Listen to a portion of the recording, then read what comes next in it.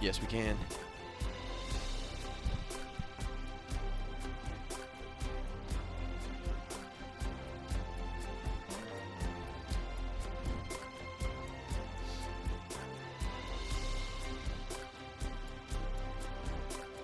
I'm gonna hit the restroom real quick before we go live. Be right back.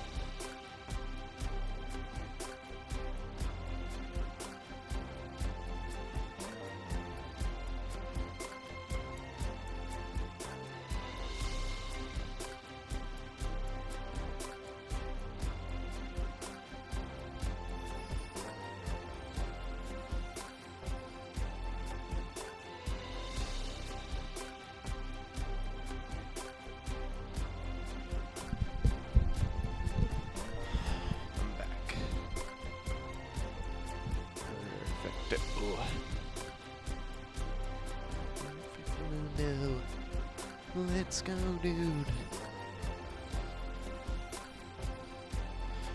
Roger, Roger.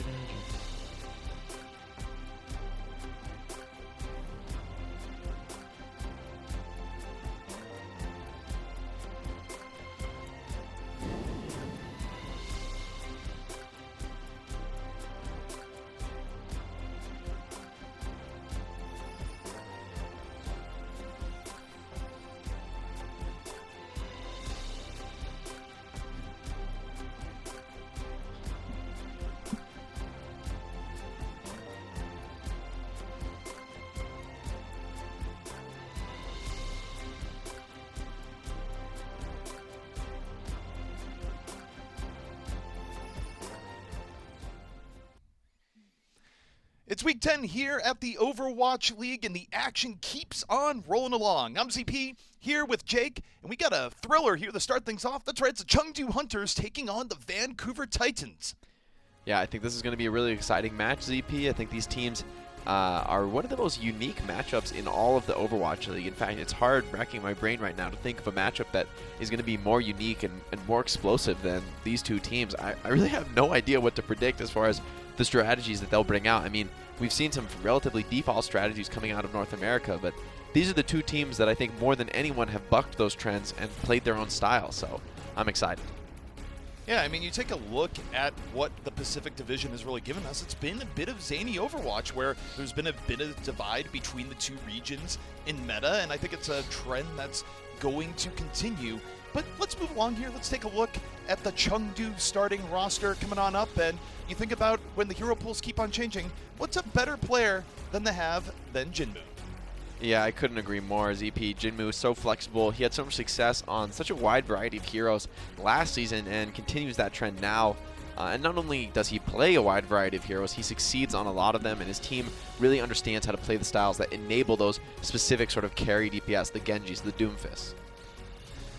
Meanwhile, we take a look on the other side for the Titans, and this is a team, of course, that was very, very dominant all throughout last season. Now, even though they're 2-1 this season, Jake, I will say they don't quite look to be the powerhouse that they used to be. Definitely, I would say hero pools have put them in a bit more of an interesting scenario, I would say. Definitely not as dominant. Had a really tough week last week. Felt like their style was really countered strategically. But what made that so interesting is that they were forcing dive composition. They were really trying to make that work, despite the fact that pretty much nobody else even attempted that. But then again, going up against the Hunters, I think, despite the fact that absolutely nobody else in the Overwatch League is doing it, I wouldn't be shocked if we see a dive mirror here today. No, it definitely would be shocking. I mean, that's the cool thing about hero pools is that you do get to see a lot of variation. And one thing that's very interesting about this week is that Reaper has been a mainstay in the pool, Jake. This week, he's out of the pool. So regardless of what we see, we're not going to be seeing sort of those budget GOATS comps that we've been seeing a lot, where you throw in Reaper and you sort of run at the other team. You're going to need an alternative to Reaper here this week. But you take a look at the maps here today. That's where the map pool also kind of gives us that insight as to what we're going to be seeing from the heroes. Yeah, exactly. Looks like our first map, our control map, is going to be Busan, which is a great place for these teams to start off, especially if they want to play dive. This is a map where historically dive has worked, even in metas that haven't favored it. A lot of high ground rotations available, a lot of long range fighting where, you know, those highly mobile characters can really dance around the map and be elusive, be dangerous. And, you know, I think this is, I would honestly expect these teams to play dive, given their history, given the map, and given this week's hero pool. Take a look at both teams and what's coming on out here. Both teams starting out with Reinhardt, but a little bit of variation between the two. The Titans right now showing potentially Tracer McCree. Chengdu on the other end looking to run Mei, and Symmetra is always hard to judge here, Jake, because it could just be for the early teleport. Almost certainly is on this map. I think this would be a real struggle to make the sim work long term. But if you can get control point, there is potential to TP to that defender's high ground. It can be really annoying to deal with. It looks like that dive mirror, I was imagining nothing more than a figment of my imagination, just a dream. It's not to be. It's going to be the Orisa Rein versus the Rein Zarya. This is going to put the Vancouver Titans in the position of the aggressor. They're going to have to move quick, or else they might be overwhelmed by the amount of shield presence that this Orisa is going to put out. And you see them attacking the choke already. Yeah, you mentioned the Titans have to be aggressive. They immediately take the fight to the Hunters. Mortality field up for the Hunters, keeping them alive versus dive, but for how long? Am I able to get on over? Takes down Fissure very early on. And both teams right now trading back and forth, but Chengdu in a better spot. Yeah, Kyo does fall down. That's a nice play by Slime with the help of Sominsu putting in the damage, but it's just not enough. And with the double shield comp, yes, you only have a Lucio for heals, but you know, at a certain point when the offense loses those aggressive heroes, they lose that Reinhardt, they just can't contest this double shield comp. You just can't put any damage out at all. So even though it's just Lucio or a healing, that's more than enough in that circumstance. And now firmly in control of the Chengdu Hunters. This is going to be really tough for the Titans to recontest. Nice wall, though. Already! Among immediately taken down. Very quick takedown. And the Titans, just like that, are going to be immediately getting onto the point. Yeah, that's exactly what the Titans needed, that instant pickoff. But Chengdu, they're still fighting. The Hunters, they still want to contest, get as much delay as possible. So one by one, now it's Jinmu with the ice block. That should be the end of the contest, and the control point does flip there.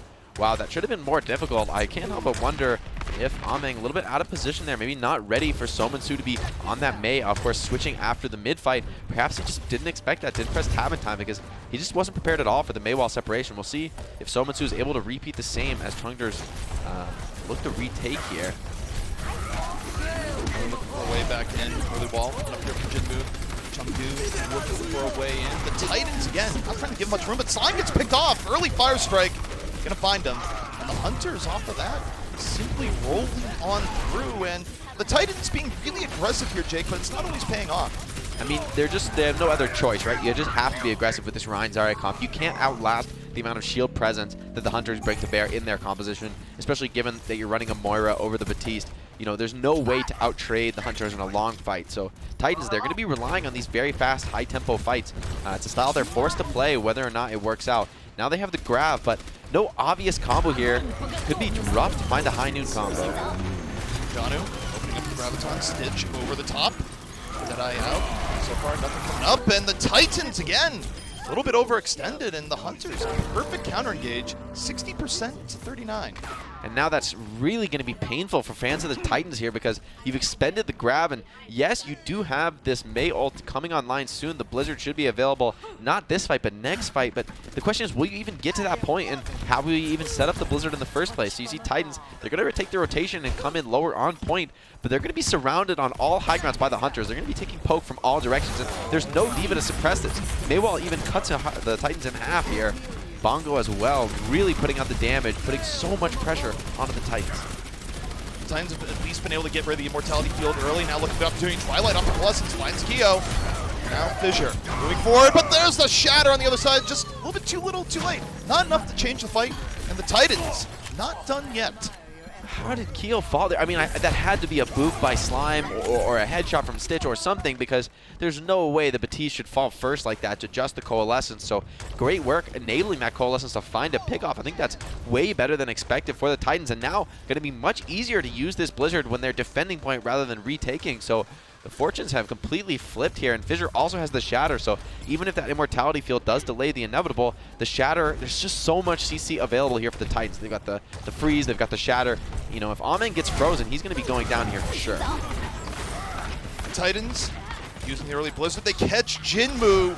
Jinmu was not able to disengage with the rest of his team, and as a result, the Hunters in a tough spot now, Jake. Only going to get one more opportunity to flip this one around. However, they do get the fight win, but they'd only get the one pickup. I mean, that does send the Hunters to a reset, but at least the Titans, they're not able to farm up all the ults as they would like to be doing normally with that Blizzard. So a bit of an opportunity here. Keel with this window. Oh, it could be huge!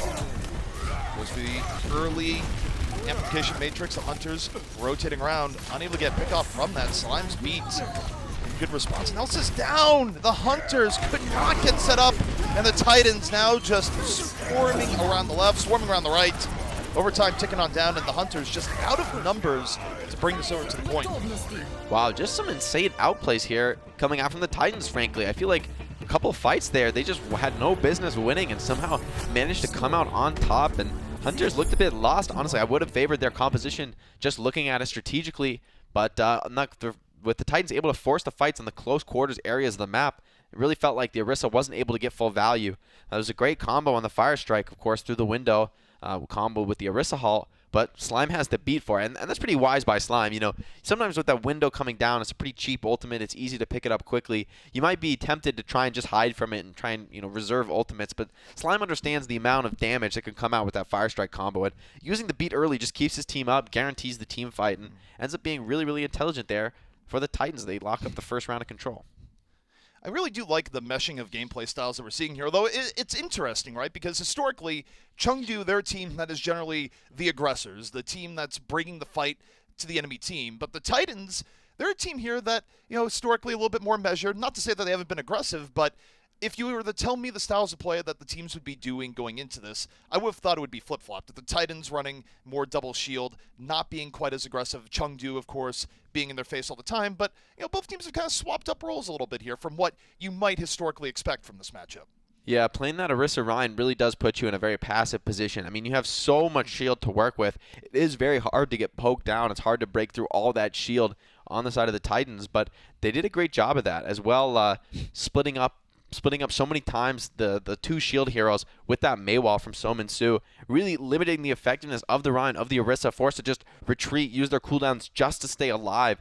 And that creates a lot of space for Stitch and Somin Su that you just can't say that Jinmu and Leave have. You know, they're forced to be, I think, a little bit more passive, working to keep their Orisa, keep their Ryan alive. And this Zarya just becomes an X factor if she's able to get that high charge, which is actually not so easy. I mean, this Zarya has been a real liability. We've seen a lot of teams really struggle to leverage the Zarya recently and actually keep her on high energy, keep her charging those grabs. Even though only one grab, I believe, comes out in that Koth round, and it wasn't effective really at all, the Zarya is still delivering a ton of shield break, and that ends up being what makes a difference, I think, for the Titans there. We'll see if they can continue the momentum as we move into round 2. Chengdu definitely have some trouble getting set up, but you take a look at the round we're heading into here now, Jake, is that it's a little bit more closed in, more ability to set up, hide behind shields, and get something good going. Do you think we'll see any change-ups here from the Titans, or do you think they'll just stick with what worked last round? I mean, I think this is a better map, as to your point, a better map for the Titans strategy. I don't expect to see them making any changes. For the Hunters, though, they need to win this mid-fight. It is absolutely critical. Retaking into this defensive Ryan Zarya is going to be brutally difficult. But when they have position with this Ryan Orisa, they're going to be able to deal a lot of range damage. Fissure in real danger here, getting poked down. Same with Janu. The Hunters coming in fast and furious despite the double shield. The Titans going to end up giving a little bit of room. Matt trying to back away. Maywall is up. The Hunters still in hot pursuit. Fissure, though, still somehow alive. And just like that, the Hunters overextend. They lose their Ryan immediately. And now the Titans in a decent spot here, 6 on 5. They're not outmatched in shields at all at this point, and should be able to get control of the point. Ameng could just totally taste that kill. Fissure was on less than 100 HP for sure, but the pin just ends up being too deep for Ameng. He's picked off, but this is very important for the Hunters that they're able to keep some control on high ground, deny Titans the opportunity to control those chokes as they would like to do. So Janu, though, extremely close to this grab. This is an incredible grab timing. The Coalescence comes in, not enough to keep Sominsu alive, but grab comes out as well. Lead though with the high noon, he's still getting value. Doesn't care at all about the Graviton there. Yeah, and the problem there, the Graviton came out a little too late. The Titans, they were already down to start that fight, and the Graviton was more of a bring the fight back maneuver, and it didn't quite work out for them there, although they are delaying a decent amount. The beat does come out from Evital, though. That should be way too much for the Titans to deal with. Going to be a quick flip here. 36% for the Titans, although it does cost them a grab and a Coalescence in the attempt to hold on. Now, their best opportunity here is going to be this Sound Barrier and Shatter combo. Going to be able to send Fissure in with that protective ability, but if Jinmu can freeze up Fissure, it's going to be really difficult to get a big Shatter. Maywall's out from both teams. Titans right now just trying to get into the point. Stitch with the McCree versus McCree. Finds lead early on, giving the Titans a 6-on-5. Right now, Shatter at the ready, chasing on down. Janu, there's a little bit defense getting taken out. The Hunters trying to change it the other way. The Shatter in! Fissure right to ground. And a nice play from the Hunters, keeping a minute. Yeah, beautiful stuff from Ameng, finding that. Nice play by Stitch, baiting a little bit in the flank, hiding, unexpected, and pops out, able to take down lead, but it ends up not mattering. Ameng with the huge Shatter. Jinmu, I think, even potentially being overzealous with that Blizzard, would have loved to have it in that next fight. I don't think it really had much impact there after the huge Shatter came down as well, with the wall giving that damage fall-up. Eviltal in a risky position here. Hunters under heavy pressure right now. Early Portalico keeps them alive, but not for much longer. Fissure dropping the Shatter. It's enough to get Hmong out of the fight. Now, Titans just going right back over. It's on fire right now. The Hunters looking for a bit of delay, and it's not going to be for long here. The cleanup pretty fast and furious. I love the presence of mind from Fissure there. Finds the huge Shatter, recognize that he's too low, just has the confidence in his teammates to follow it up, knows he doesn't need to go in swinging, he puts his Fire Strike down, but then just pick that shield up, start capping the point, go for the value. You know, not every Ryan has that level of patience to get the huge Shatter and actually not look to follow it up themselves, just to let their team do it. And now, a classic Overwatch combo, the Graviton Blizzard. This should be an open and shut fight for the Titans. Polar Vortex on the way. The Titans, they drop the Graviton, the Blizzard right there. You called it right at the doorway. And this is going to let the Titans completely even up the score. It's going to be 73-73 in a moment. And the Hunters, once more, on their final attack. Yeah, there's just nothing you can do about that for the side of the Hunters, but those most important ults are out and no charge really coming online now. It's going to be just the Coalescence from Twilight, although that'll buy Slime enough time maybe to charge up his beat. With the double support ulti, it's very possible for the Titans' aggressive comp to get a lot of value here. Hunters' final opportunity. Leave under pressure, taking on down Twilight, the Coalescence. A little bit of support there from Stitch. And now the Titans looking to wrap this one up. 95%, the Hunters looking for anything. Now they've been looking to Jinmu. Blizzard is up, they drop it down, but not in time. Elsa already out of the fight. Chengdu unable to get much from that. Stitch, so much space to work with, and that should be it. The Titans, the quick map 1 victory coming in here, Jake. Yeah, easy stuff there. Leave tried to make the same play on Stitch that Stitch made earlier, but looked like the Titans were completely prepared for that.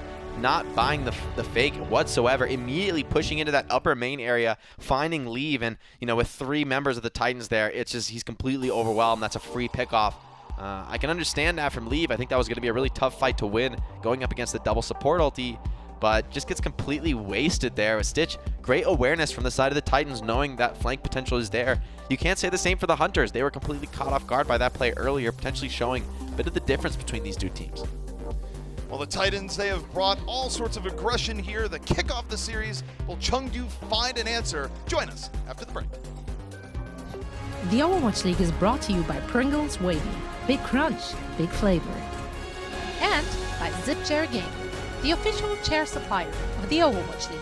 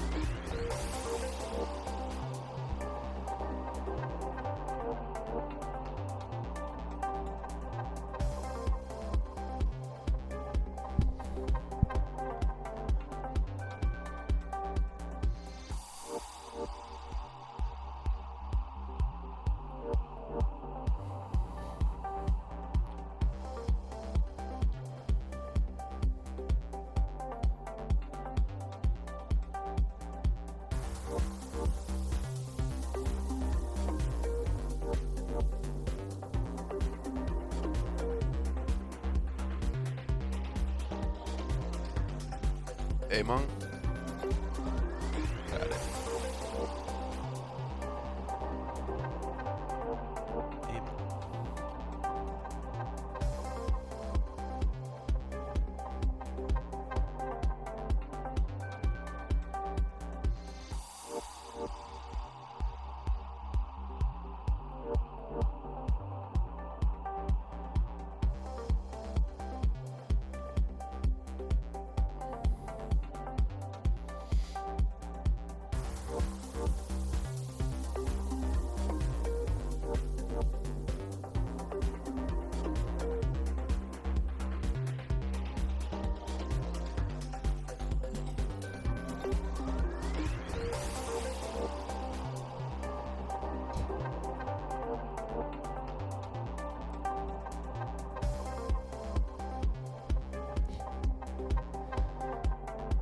The Vancouver Titans definitely looking a bit aggressive here overall, Jake, I have to say, and a little bit more to what we would expect from them. Meanwhile, the Hunters a little bit out of their comfort zone, but now, as we look towards map 2, we'll see if they have what it takes to bring things on back. Yeah, if there's any bright spot here for fans of the Hunters, it would be that probably control map type. If you look at the strategic matchup between those two competition, control map type is absolutely the best case scenario for what the Titans are bringing to bear. That high tempo style, getting that one guaranteed team fight somewhere in the round with the Grav Blizzard combo. These are all things that have maximum effectiveness on control. As we move on to these other map types, I don't think that composition will be quite as dominant, but there's no reason it can't work. So the Hunters, they can't be exactly confident that it's definitely going to win out with this double shield style, but things should be a little bit easier as we move into some longer form maps. Yeah, and I mean, one thing that I think the Hunters have to make an adjustment on is that Among had a really difficult time during a lot of the last map where early on heavy pressure was heading onto him, and I mean it's what we've seen a lot recently in Overwatch, and it's an Overwatch staple. You take down the main tank early, if you can isolate him, the rest of the fight becomes easy, but it makes things really difficult when you're running a double shield composition and you lose one of your shields. You've kind of lost the linchpin that makes everything work. Yeah, and you have to give props to the Titans on that front. I mean, they know they have the Zarya bubble, they have the extra burst heals from the Moira, and as well they've got that, so they combine, they have that aggressive potential with the Reinhardt. They can keep him alive in a much more aggressive location, keep him swinging critically. Whereas Among, he has to play so defensive. He has to just rely on this Batiste heals. He has to use the Immortality field, which is really not all that efficient on a Ryan. If the enemy Ryan is swinging on you, he's going to be cleaving down that drone anyway, so it's not really doing anything but delaying the inevitable. So if you're the Hunters, you have to find a way to find pickoffs,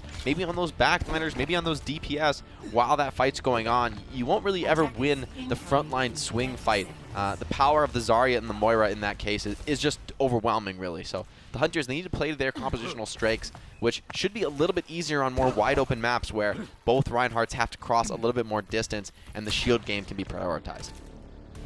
Our next map is going to be Eichenwalde, so we'll see if we have any change-ups in sight for either of our two teams. And take a look at Chengdu right now. It does look like Farah is coming out to play, and this is, of course, a specialty of the Hunters. The Hunters love this comp here on Eichenwalde, first point defense. Stitch, though, coming up for the jump shot. We'll see if he switches out. I expect to not see the Widow. If he does play hit scan, most likely going to be a McCree here. And yes, he does bring that out. So Jinmu's going to have his work cut out for him, trying to dodge away from Stitch, but no Diva here means one of the key defensive utility heroes that you'd normally be running against a Farah in this circumstance, not available. So very, very realistic for Jinmu to find these backline pickups, attack this McCree, Lucio, Moira. These heroes can be vulnerable. Stitch drops low, and there it is. McCree falls quickly. Jinmu getting rid of his main threat, and now that he's gotten rid of his natural predator, who's going to get out Jinmu here, Jake? He has so much room to work with that the Titans just sort of have to sit back and wait. They don't have a great answer for this right now. Yeah, this is textbook from Jinmu. Great work targeting down the McCree. This should just be cleanup work for him. Stitch is coming back, but already the rest of his teammates have fallen. Fissure just pinning all the way back to spawn. That's a most obvious retreat in the game when your Ryan pins back to the spawn, but that's really what the Titans have to do here. I really want to see Sohm and Su start the fight off. I want to see this Tracer potentially forcing point, maybe attacking those backliners. I think it's going to be really rough for Stitch to try and take this choke contest. He has to worry about not only the Farah, but also the Hangzhou spamming him from a very, very different angle. It's very difficult on the McCree to deal with both those kinds of poke. Jinmu, meanwhile, still continuing to lay the puck down. Oh, there's a barrage! 2 immediately down. Jinmu, no mercy. And And this is looking really, really good for the Hunters here so far. Almost half the time burned off the clock for the Titans. Jinmu pretty much tearing them apart there. Already got his barrage off it. Stitch is on 33% of a high noon here, so really struggling to have much of a game here. I mean, it was good work by Somansu to get on the back line, but I mean, you just have no Diva. The barrage typically countered by Diva, but oh, it's such great positioning as well. That was so sneaky. That wasn't death comes from above. That wasn't justice from above. That was from the side in the corner. That was a Reaper spot. Who says Reaper's gone after all? But now Jinmu still great positioning, laying in rocket after rocket. Fissure cannot sustain. But there's Stitch. Equalizer coming into play. The Hunters still in control, but the Titans able to make him bleed a bit here, Jacob. This is where respawn advantage could come into play. It could, but Eviltal does get the res up on Jinmu, and Stitch fell after getting that pickoff. So Jinmu once again going to have that opportunity to clean up. Titans, though, as you said, they're doing a great job playing passively here, just staying alive, getting those respawns back into the fight, letting their advantage play out further and further. Jinmu looks like he wants to keep attacking his backline. He knows he cannot let Stitch be uncontested. Well, we got the Dragon in from leave, trying to bisect the Titans right now. The Titans just slowly walking onto the point. We got here so far. Kyo, ball immediately. Twilight continuing to be the rock the Titans can depend on, and the Hunters just ran out of gas. It's great work strategically adapting there from the Titans. You see that first fight, they went so slow, so passively, and it just gave Jinmu all the time in the world to hunt and peck at them. But then you saw a complete shift after that second fight. Of course, when they did die to the barrage, but once the barrage was out of commission, they were so much more aggressive, immediately attacking into that Orisa, into the Batiste, and that's where the Fair Mercy can struggle. If you attack the rest of their team, force the Mercy to potentially leave her Pharah or potentially leave her Batiste to die, it can be difficult. And now Stitch just has an open field, and this is where it's going to be much more difficult. There's no more roofs to play on. Jinmu doesn't have that tight choke to play on his advantage. Means that Jinmu has to make every rocket count. Stitch out of the fight, the barrage from the back, and the Hunters find an opportunity once more, and getting this first defensive win on Eichenwalde's second Jake is so important for holding the choke.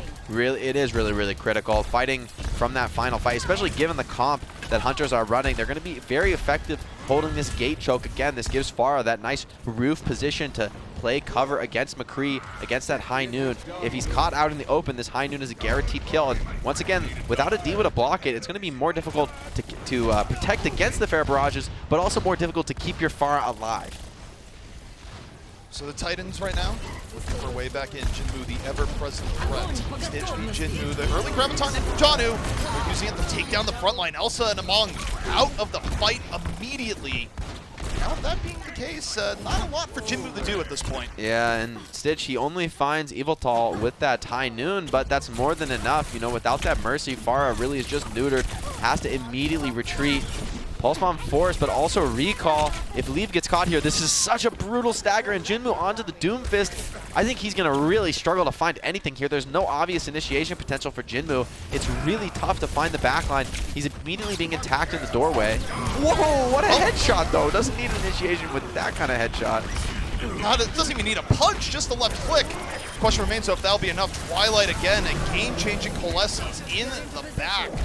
And the Titans, one thing we're seeing here, they're just consistent on the ground, even with the Hunters getting pickoffs here and there. The one mainstay, the payload continues to move forward. Vettel, though, able to knock Stitch off the ground. The delay from the Hunters about to be coming right back in. Yeah, Slime does commit the beat, tries to keep the fight rolling, but the spawns are just too far away, and the 4v6 that's taking place on point here is strongly in favor of the Hunters. I can't help but wonder if it would have been different if Jinmu hadn't got that quick pickoff on Somansu. I think that made all the difference in the world, that flick headshot coming out the gates. Now, Amang, he does have the minefield here, and it's going to be difficult to survive this. No mobility in the cards here for the Titans. They're going to have this Orisa Hogs, though, so if they can potentially cancel that Hammond Slam with one of their many stuns, could be difficult for Amang here. He might struggle to stay alive against the amount of stuns and control that the Titans have. And nope, it's Elsa who gets caught first. Well, you're down one tank already. That's going to make the front line problem here for the Hunters even worse. They drop the minefield, and now it's all about buying a little bit of time. The Titans, meanwhile, they're just looking straight for the point. Another Coalescence out. Yvettal already out of the fight. No crazy boops this time. Among working around, Fissure out of the fight. Jinmu back in, and the Hunters, they do enough. Another boop off this time, though, not Lucio. Amon right in there. Amon, beautiful work with the boops. Feels like there's been a boop every single fight here. Roadhog got that first initial kill, but struggling to continue generating value, and ends up being the Hunters holding here on second point.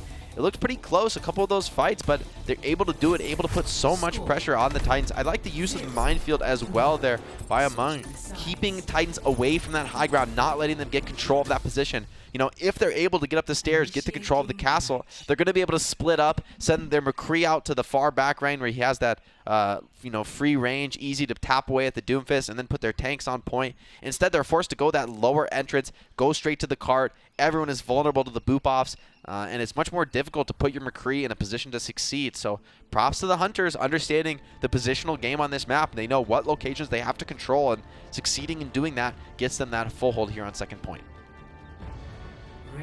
So now we swap sides, and the Hunters have put themselves in a great position to flip everything around here, even up the series 1-1. And the key for the Hunters here, as it seemingly always has been, is going to be Pharah. They're going to pin everything on Jinmu's Pharah once more. And, you know, I have to say, hero pools, no hero pools. Last year, this year, the Hunters have one of the most unique styles in all of Overwatch, and they're always fun to look at. Yeah, I love this dive style. So explosive, so active, and it lets players like Jinmu and Amang really shine. Oh, and it was actually two massive boof-offs from Amang that really dominated that fight. You gotta respect that level of ham and gameplay. But here on the attack, I think the choke point is going to be so critical here for Jinmu. You know, playing on these roofs, sliding around, that's one of your best ways to survive the damage that Stitch can bring on the McCree. If Jinmu ends up pushing too far out of cover, he could get caught off easily. But by the same token, with no Diva, Stitch could easily take 2 rockets and fall. So you're going to expect to see Jinmu constantly spamming at this McCree, constantly pressuring him. You take a look at what they're backing this Pharah composition up with. They're running with the Sigma, they're running with the BAP. It's an interesting setup here, and it's one that has a lot of poke damage. Yeah, I think this is coming from this really 4-2 split methodology where you're just going to have a Pharah Mercy just doing their own thing, flanking, and immediately cutting down Fissure with the help of Leave. So the flank ends up paying dividends here. Fissure, he can't block both sides. Now this Zarya is wondering, who should I even bubble? It's not clear where she's going to get value here. Somitsu poked into an ice block. Stitch has to find a kill, but it's him who gets shut down. Jinmu being surgical now for the Hunters. 2 down, and the Titans are in just completely an untenable situation here. Jinmu down to 12 HP.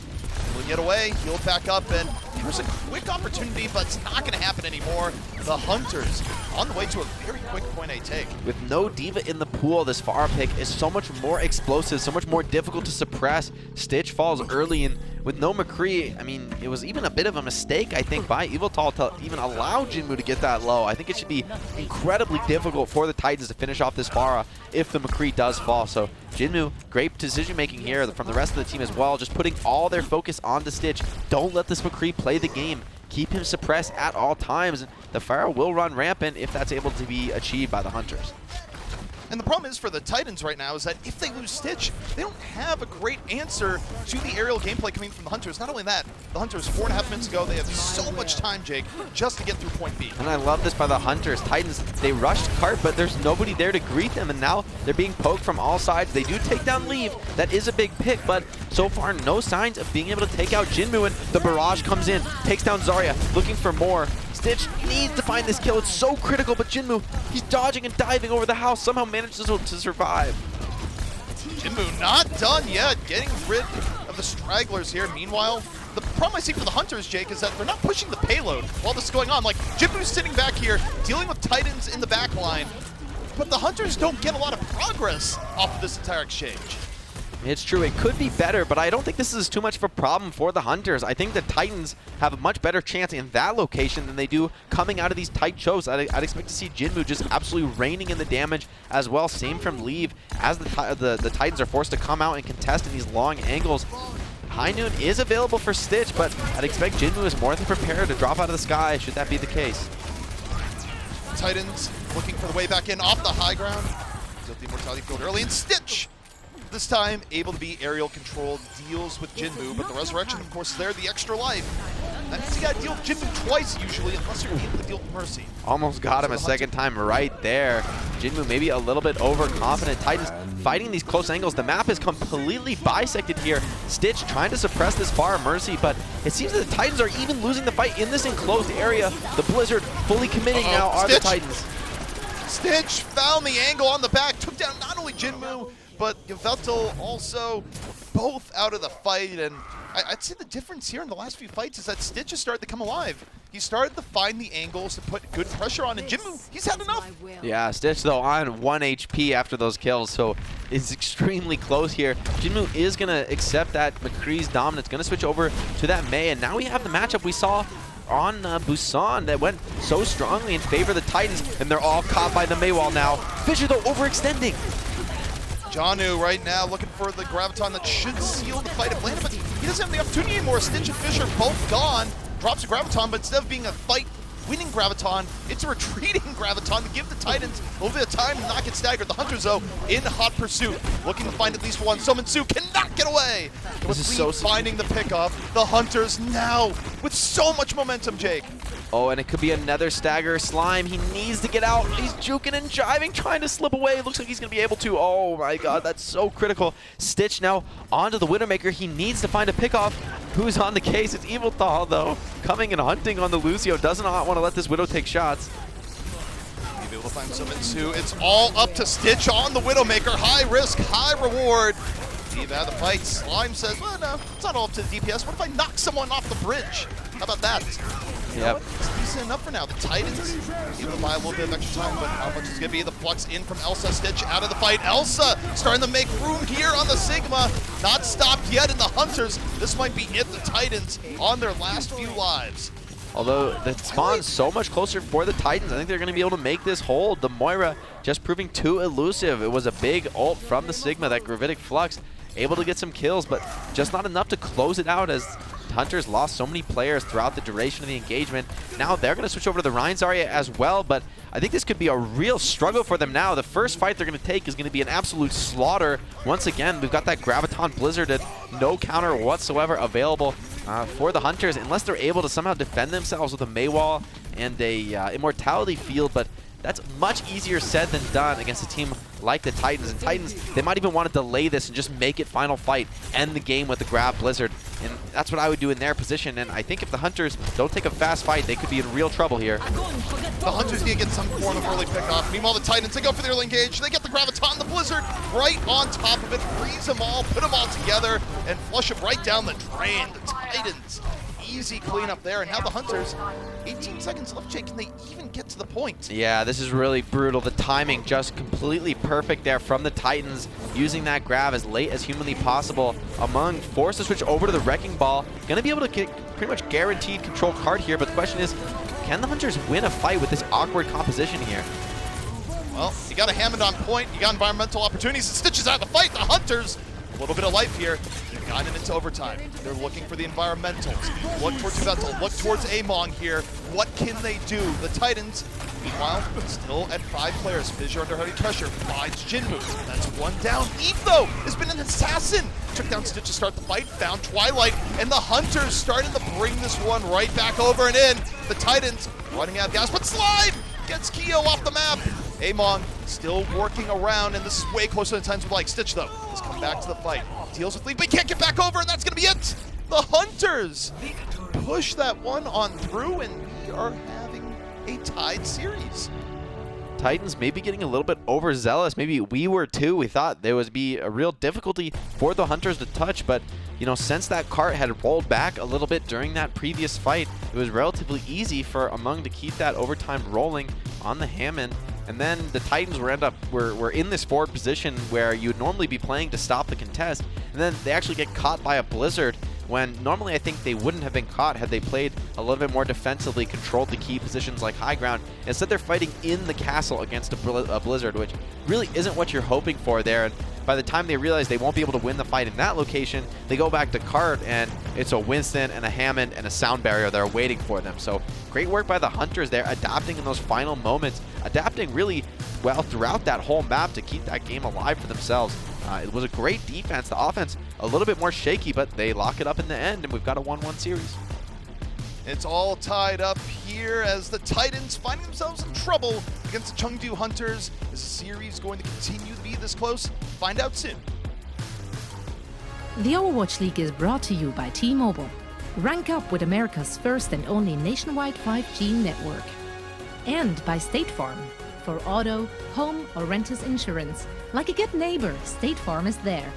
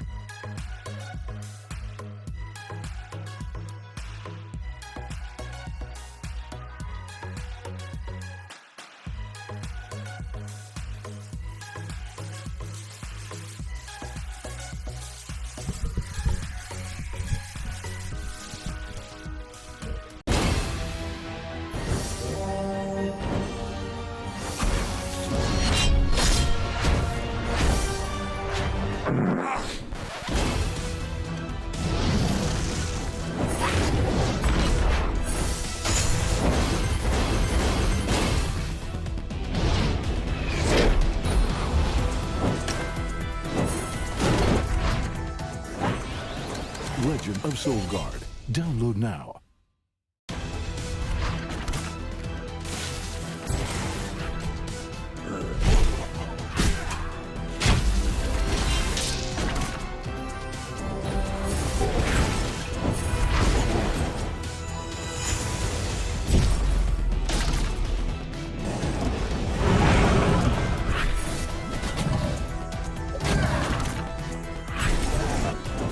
Legend of Soulguard. Download now.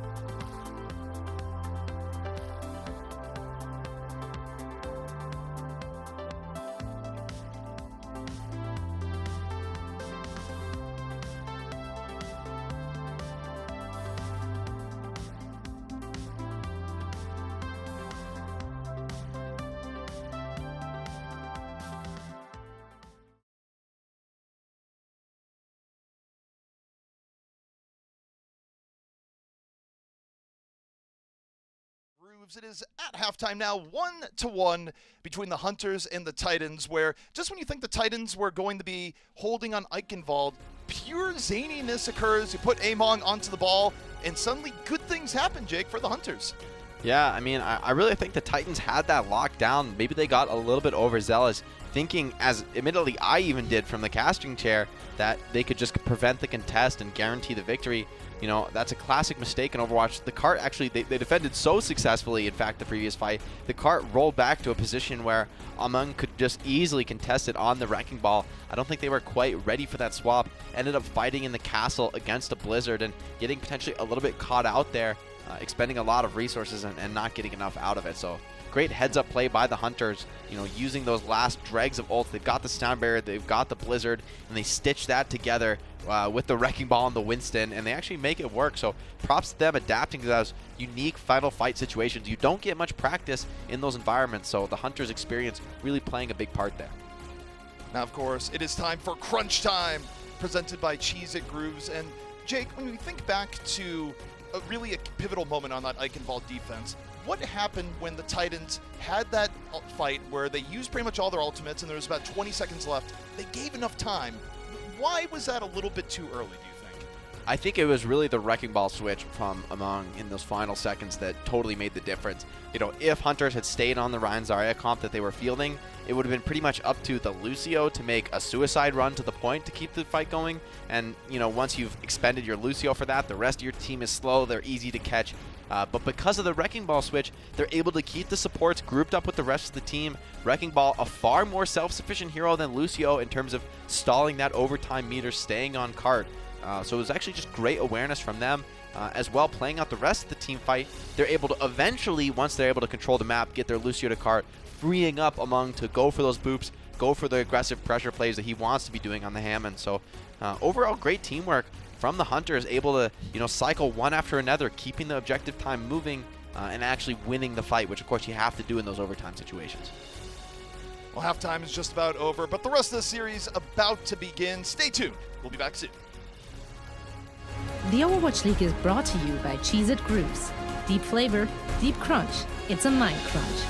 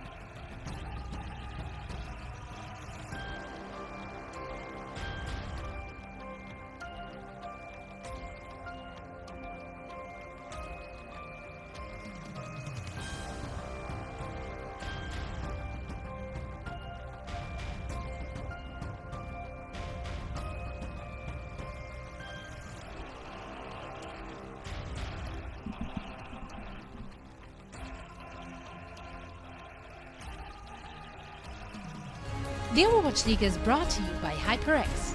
Unleash your style, unleash your fury with HyperX Fury Memory. And by Coca-Cola, the official refreshment of the Overwatch League.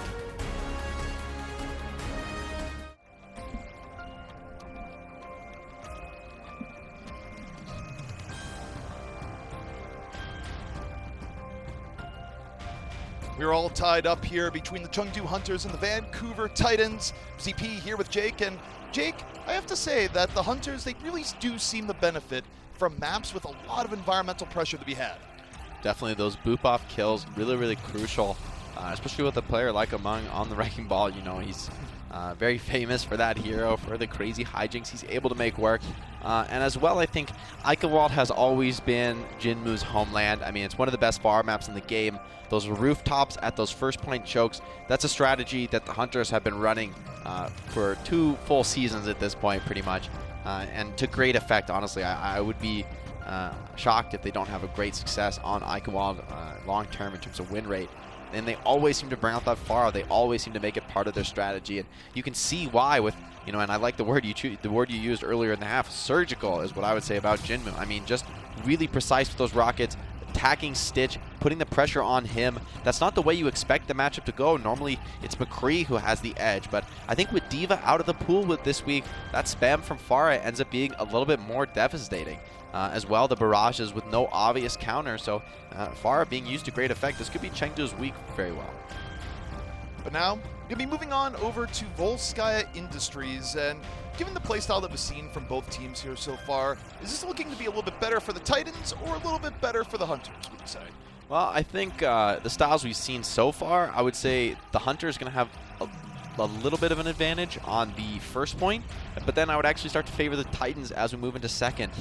You know, from the Western teams, we saw a lot of double shield pretty much throughout the map, which should theoretically play in the favor of the Hunters, suggesting that might be the stronger comp overall. We've even seen a lot of Pharah played on this map, on attack, on defense, although usually only on the first point. It's not impossible to make it work on second, especially without that D.Va in play. So I really think this could be a very interesting map because I think both teams will have an advantage at different points depending on the map geometry and how they're able to leverage their relative compositions. You know, it's one thing we didn't touch on a whole lot earlier on in the cast, but I think it's worth noting is that you look at the Hunters for this week in particular. You have Jinmu, whose signature hero is Pharah, and despite the fact that a lot of people, when they go to the game, they go, oh, hit scan DPS. That's a counter to Pharah, right? I think when you ask a lot of pro players, a lot of pro players will come and tell you, no, no, no. The true #1 danger to a Pharah is D.Va. And right now, she's out of the hero pool, so she's not a threat to the Hunters. That's exactly right, ZP. The D.Va is really the true counter to Pharah. I mean, if you think about what Pharah actually brings to bear, it's that devastating amount of spam, just constantly raining it in on top of your team. 2 rockets in the face, and that's going to take out most of the roster that you're fielding in this 2-2-2 roll lock. You know, 4 of your heroes are most likely going to be vulnerable to that 2-shot, and you know, with the constant damage boost on Pharah, she's just always pecking away at you. And the Hunters have a great way of playing around this strategy. You know, you see it's Jinmu and Eviltal flanking around behind, taking that double angle. On their initial offense, they got that immediate pickoff onto Fissure. He tried to move forward, but then he realized Jinmu's behind me, leaves in front of me. I'm taking projectile spam from both sides, and even a player as good as Fissure, he's not going to be able to block it all. Well, right now, both teams are a little bit cold, checking in the Volskaya. They need some time to warm up, so we're going to throw to a break. When we come back, the halftime continues.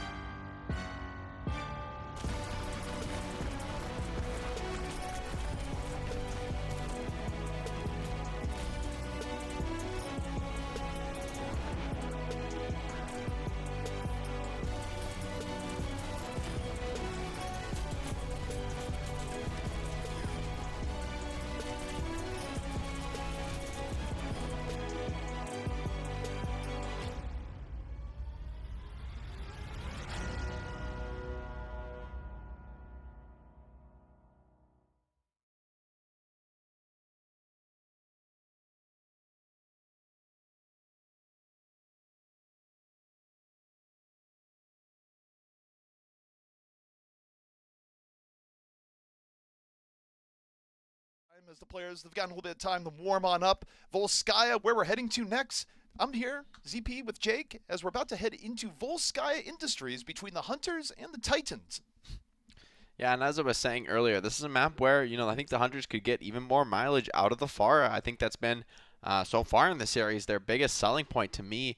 These 4-2 split compositions where you've got the Pharah Mercy able to play on one side of the map, and you can send this other group supported by the Batiste with both tanks and whatever other DPS you want to run. I think the Hanzo's a great pick. I think Mei could work. I think there's a lot of options on that second DPS.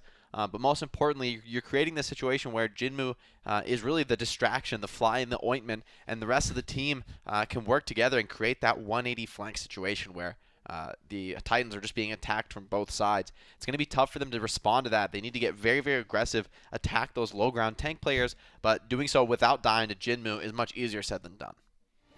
Yeah, and I think one thing too is that you want to talk about the change-ups that happen as a result of hero pools, is that when you're on anti-Pharah duty as McCree, normally you do have a diva backing you up. You know that you're going to get breaks in the spam, that you're going to have some mitigation coming into the rockets, but at this point, it's very much hard mode enabled if you are in the McCree role and you're stuck dealing with the Pharah. And on the same note, I think if you're the Titans, you don't really want to try and run something like Pharah v Pharah because that's Jinmu's wheelhouse.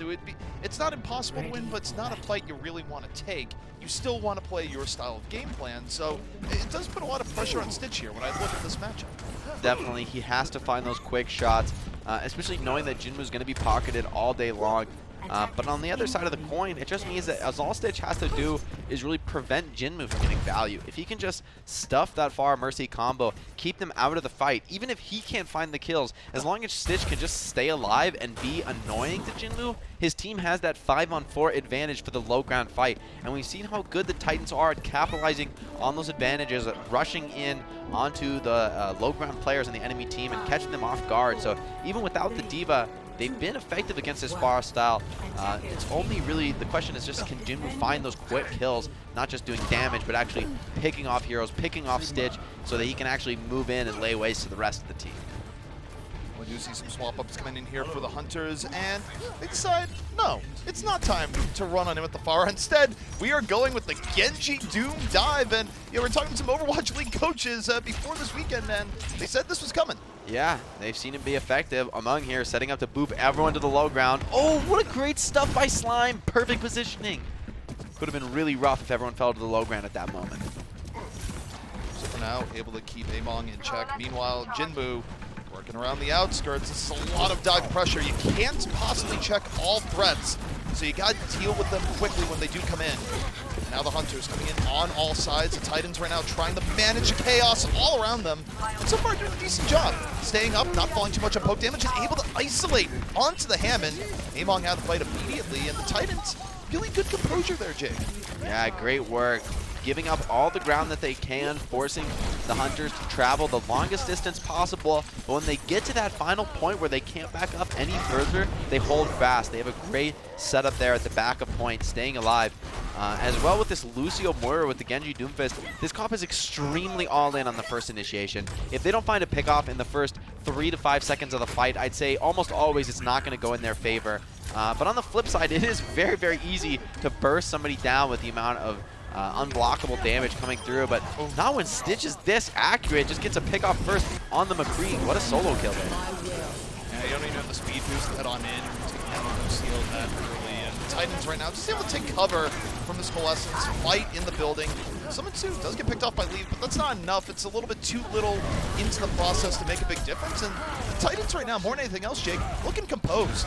Yeah, that's a great play as well by Fissure, pinning Elsa in. So Elsa only 50% to the Primal. Primal is such a key ultimate in this matchup. Would theoretically allow you to split up the formation that the Titans are holding so strong. But Elsa only on 50% Primal. He's not going to get it on his first jump, so he's going to need to play passive, play defensive. Jinmu does not want to play passive, though. Dragon Blade early from Jinmu, answered by the Graviton from Janu. Still, we'll see if it's enough. The Titans right now playing 4-on-4. Janu charged up. A little bit, 40 energy, just hanging on the ground. But the rock for the Titans all the while, not letting Titans get completely overrun. Stitch still in the back. And the Titans for now just holding the Hunters back, and the Hunters don't have much time, Jake. Yeah, this is a great defense of first point, even if the Titans lose it here, which is not guaranteed at all, though the Blizzard could completely shut down the Hunters. Among hating life right now, CC'd to death. Nowhere to go. The freeze out there. Get rid of the Hammond early, and now we look to Elsa. Elsa's going to be target number 1 here for the Titans. Just try to go in. The beat is out here from Slime. Now the Titans going to be taking pressure back over to the Hunters, and it's going to be hard for the Hunters to get anything going here. Maybe a Doomfist punch, but other than that, the Titans very healthy and not much to fear. Stitch getting so much damage. He knows he's strong. He knows nobody can take him out. Jinmu, though, or sorry, Leave dives on top of him, able to finish him off, but at the cost of so many lives for the Hunters. So Stitch does fall, but I don't know if there's going to be much opportunity for a power play here for the Hunters. Stitch going to switch over to the Tracer. This hero might even be better than the McCree in this circumstance. Now you've got that aggression, that volatile DPS hero who actually has a great matchup against Doomfist in the flank, can hold her own against Genji as well. Among does dive in, but Bubbles keeping everyone up. Graviton Surge on the Elsa head. No Primal Surge for him. Graviton out early. Elsa simply getting taken out early in the fight. Fissure dropping the Shatter. Leave taken out as a result. Titans early 2 pickoffs, and the Hunters unable to get serious coordination going in there. Amon getting dropped the minefield in the corner, setting up the Dragon Blade. Jinmu still in this. The Hunters trying to make something happen here in overtime. Backs against the wall. Amon back in. Twilight out of the fight. And that final push, perhaps enough. The Hunters able to turn it at the very end. They'll get a shot at point B. That's so tragic for Stitch. I think Jinmu, just swinging the Dragon Blade, you might as well take that final swing, and Stitch just blinks into it. Brutal. I think he was dodging somebody else, perhaps the swings from Fissure, and ends up getting caught out there. Losing the Tracer is really, really significant in that situation. Now, no ults available for the Titans. Hunters looking to get a steamroll here. Take a look at this. It's rare to see a blade get so much value nowadays, but that was one of them. Nice stuff from Jinmu, to say. Stitch never saw it coming. Hunters now diving in with the Coalescence. This is a great start to the fight. Leave with the Meteor Strike as well. This could be devastating. Leave moving on in. The Titans right now on the back end of momentum, just trying to get back out to the point. Already giving up a third here already. Stitch, though, takes down Jinmu. Now going to be working towards Leave. Diving on in, barely misses the Moira. And that should be it. The Titans able to get enough presence back here on the point. Should be able to force the Hunters back in the respawn advantage. Yeah, so crucial. Slime got his sound barrier up just in time, keeping everyone up, keeping them fighting. 1 tick is captured by the Hunters, so they've got some progress to fall back on in the worst case scenario. Looks like they're going to make a switch up, going to switch off that dive composition. I think it is much more difficult to succeed with that comp on second point, so I very much agree with this switch up. But if you think about what compositional matchup we're on right now, the Titans have absolutely dominated this matchup in the past few maps. So what's going to be different here from the Hunters? Are they going to be able to find the space they need to get this range poke activated? Fissure does not want to give it to them. He's playing very aggressive on top of this elevator. Hunters, with about a minute left. They lost most of their time on a very long point A attack. Now, they can make it up here on point B. The Titans, just playing a bit back here, Jake. Graviton Surge is almost online here for Janu. Going to be able to isolate people, but kills are far from guaranteed. They do have this Mei available to potentially defend anyone in a grab. Hunters are taking their time, and the Titans really find that, but now they drop the Graviton. They force out the beat. The Hunters still in the fight. They get rid of Stitch. They have an advantage, 6 on 5. The Titans now forced back a bit. Now they're with the Summon 2. Gonna be looking for the Blizzard. Has to come out soon. The Titans, leading player, Summon 2, drops the Blizzard, but it's a little bit late. As a result, the Hunters now dominating presence on the point, and we'll see how long, if at all, the Titans can delay. It's not looking good.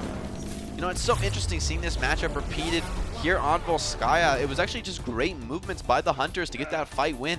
Jinmu with the Mei wall puts himself and Elsa up in those high ground windows, while the Orisa and the other 3 players from the Hunters take the elevator position. And this creates this big high angle surround on the Titans. Fissure tries to get aggressive, holding that elevator, but he can't stay there when he's getting flanked by the Sigma, by the Mei in those upper windows. In fact, there's really nothing the Titans can do about players from the Hunters in those positions. So great use of the Mei wall in that situation. It forces the Titans to retreat back to the corners of point, and Hunters just keep pouring the aggression on, keep that spam coming, and there's just no opportunity for Fissure to recover his shield, no opportunity for the Titans to re-aggress. High Noon does come out, but it's just shut down by spam. So great plays by this Orisa Sigma composition. In this case, they're able to make it work.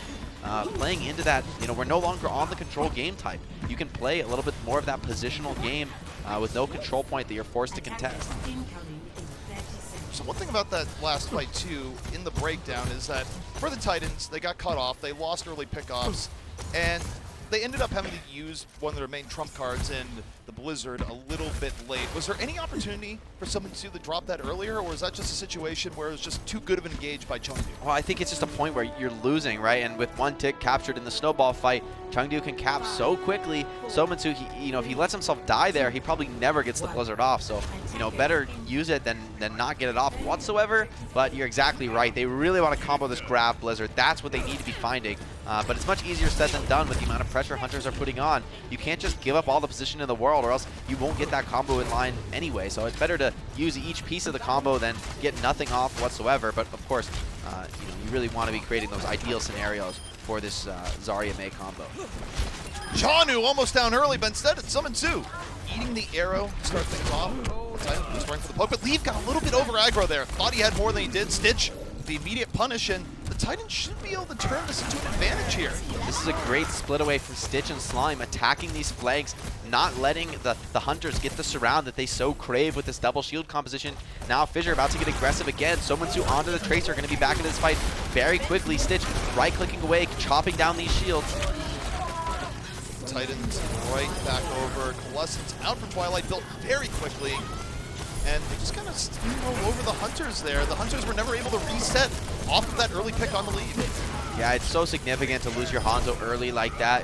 You know, you got to give props to Stitch and Slime, the presence of mind to allow their team to hold the position that they had already taken control of, and then just going backwards and, you know, cutting off that arm of the flank that they know the Hunters want to bring. They know the Hunters want to create these surrounds, so you have to use that Lucio, bring some stronger forces to one side of the flank, not let them get the surround on you. You know, the double shield, they're always going to be trying to wrap around you like that, and you have to break one of those arms of the surround as the Titans, and they do just that. It's going to be a little bit more difficult on second point. They do execute the cross with the speed boost. This is very nice, but look at the position Else is in. He's absolutely devastating the flank right now. Janu a little bit deep, picked on off. The Titans were not able to find a great way of going around the right side, but you know what, Jake? It's totally fine. The Titans, look at the time they have. 5 minutes, far more time than the Hunters had in the same situation a round ago. That's true, but the Hunters, they have a lot of ultimates to work with, so if they can be intelligent with their ultimate delivery, not overextend in any one of these fights, it's going to be far from easy for the Titans to close this out. They're going to take a ton of spam every time they come in. It's a struggle just to stay alive, much less get a favorable fight. This Mei and Sigma in that office position in the window room, able to just be so effective. As soon as Titans get onto the point, they're being flanked from behind automatically just based on the position this Sigma and Mei are playing. This is such an effective combo, so hard to evict from this location. The response from the Titans would be to look for the early grab. Okay, that's not happening. Janu taken down early, heavy poke damage into the Hunters. They drop the Blizzard for good measure. Might not have even needed. So, to your point, the Hunters have a lot of ults in their bank, using them effectively and turning it into good time. Exactly. And Titans, though, they are starting to bank things up, getting out of that position where soon they're going to have all 6 ultimates available. The key for the Hunters here is that they're going to need to have just enough to survive this, and there's hardly a better ultimate than Transcendence for going up against an ultimate disadvantage fight. You know, it can just survive so, you know, no matter how much the Titans bring to bear, that Trance can potentially keep people up through it all, as well the Immortality field can have that same sort of effect. So it's going to be up to Soma to potentially, I would love to see him get aggressive on that backline. Somebody's got to force this Trance early. I think if Molly gets an ideal Transcendence here, it's going to be an easy hold for the Hunters. So they're going to need to get something a little bit more dynamic than that. Stitch nearly getting poked down on entry. Poke from the Hunters, very devastating. Meanwhile, Summon 2 off looking for a way to start out this fight in a better fashion, where I totally agree with you. You're able to force out the Transcendence. You have something good to look forward to, but the Hunters, they're playing very defensive right now, not giving a lot of opportunities for that. Now the Titans, they roll around onto the point. Summon 2 looking great. They hold it out of position here. Goes for the Pulse Bomb on the other end. Heavy pressure on the Among, and Among trying to get the Immortality field. Still fine for now. Janu out of the fight early. Did not get a chance to grab. Hunters right now still in a rough spot. The Titans able to get one pick off the arm. Molly has to drop the Transcendence a little bit later in the fight. It's not where the Hunters would have liked it, but it does keep them alive long enough that respawns now back out into the fight, and the Titans might have to give this one up. This is the nature of 2CP, but even though if you look at the objectives, the strategic situation here as far as ultimates go, this is actually a great fight from the Titans. They've created the situation where there's no support ulti available to counter Janu's grab, so Graviton Search here could be absolutely massive. The Hunters, though, so far, they haven't really been grouping up as 6. They've been constantly splitting, even when the grab wasn't a threat. So now that the grab is a threat, I expect to see them be even more focused on denying any sort of big grab from Janu. And the follow-up is far from obvious here on the side of the Titans. No obvious combo for the Graviton Surge. So Janu is going to need to find something pretty epic here. Maybe grab people off the high ground or something, but easier said than done. Graviton in here from Janu. It's onto the back. The Hunters respond with a Blizzard, and the counter engage way more effective. The Graviton gets nothing done, and this puts the Titans in a really tough spot.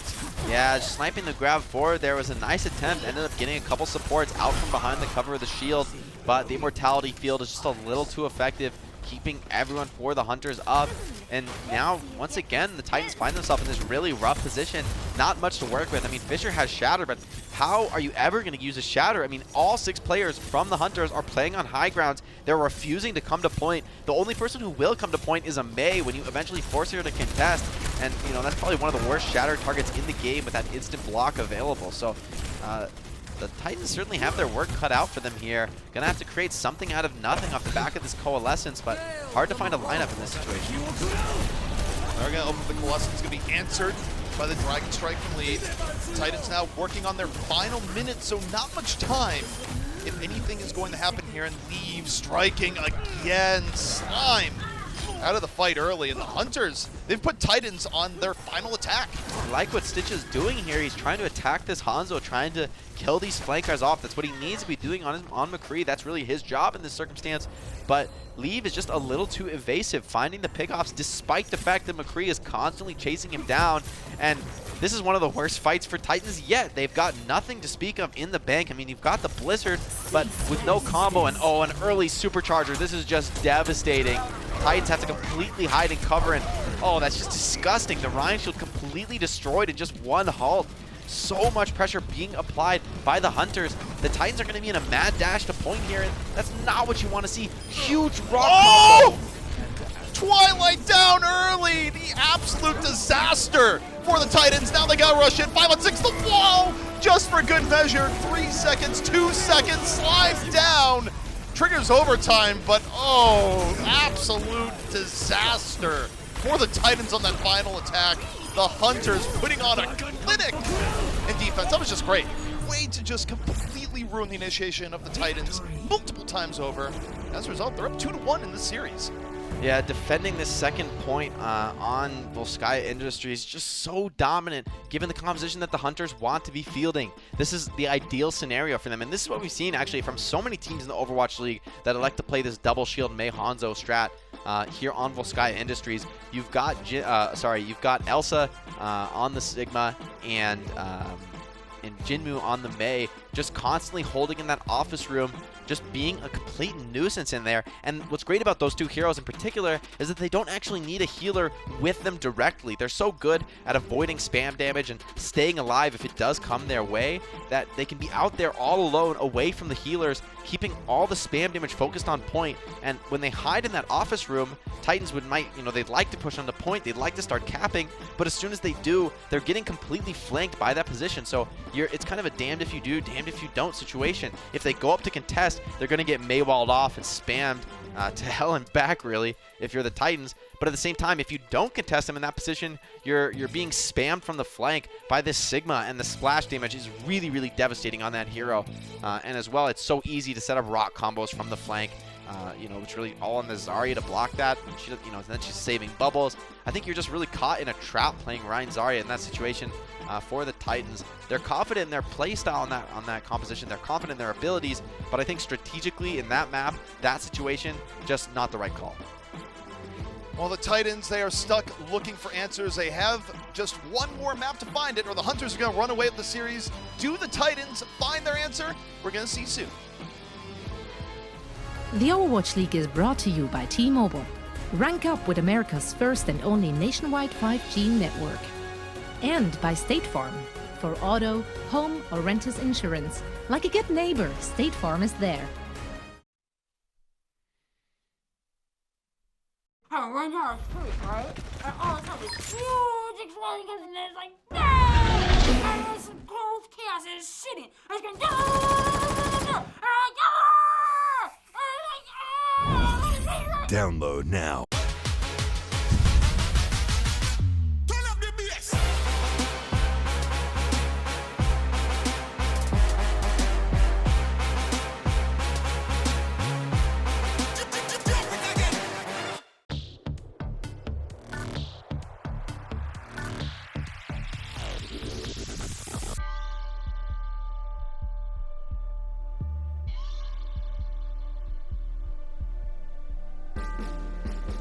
Yeah, just strategically, I think the Hunters played that really, really well. And I think the double shift comp is a bit better when they're able to create that, high ground situation where you're just being spammed from all sides. It feels like the ride just can't ever connect with the swings like he needs to.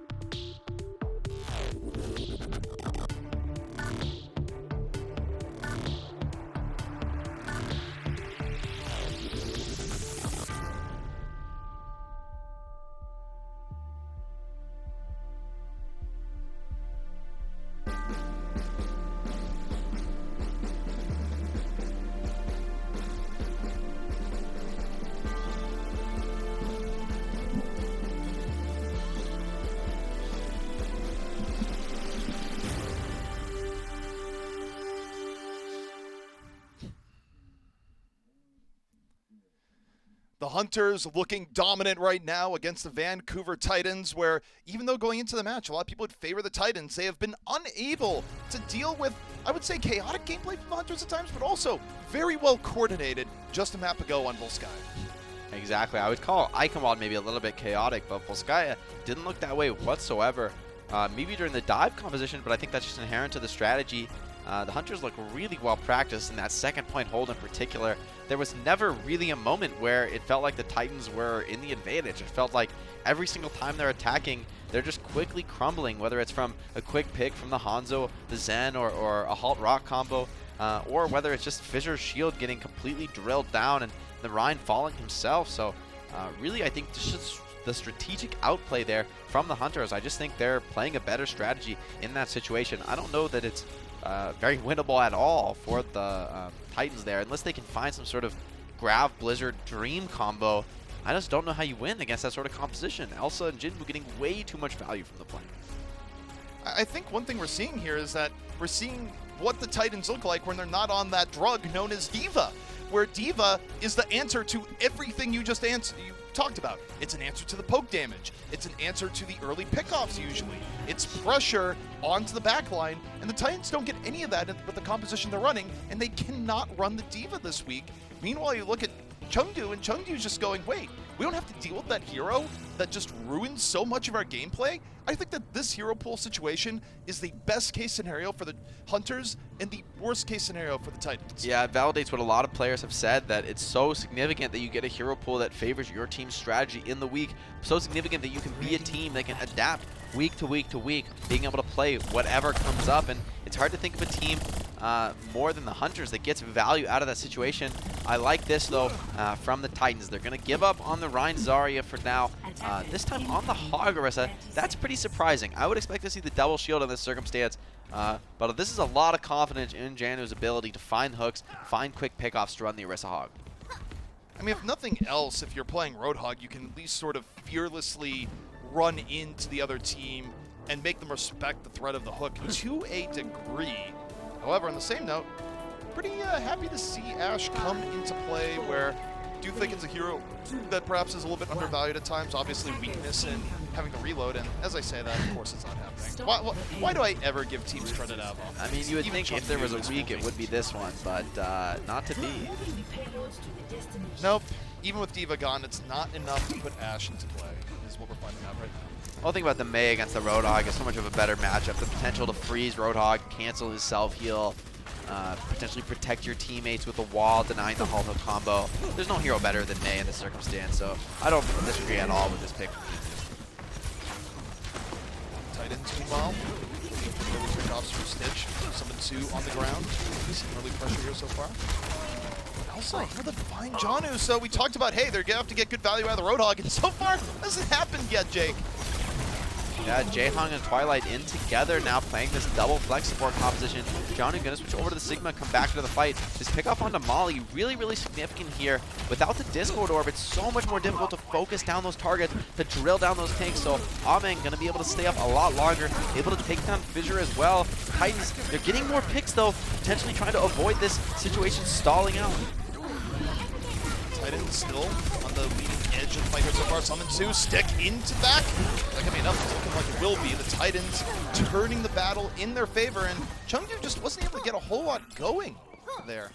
Yeah, it started looking good, but I think it all fell apart with Molly falling quickly there. I think losing your Zenyatta in this composition is so significant, and that's really why we see the Tracer picked in this circumstance for the Titans. They need to be picking off the Zen or the Baptiste or one of the DPS to validate this hero pick, but if you can make that fight a little bit scrappier, trade player for player, that's where Tracer really starts to feast.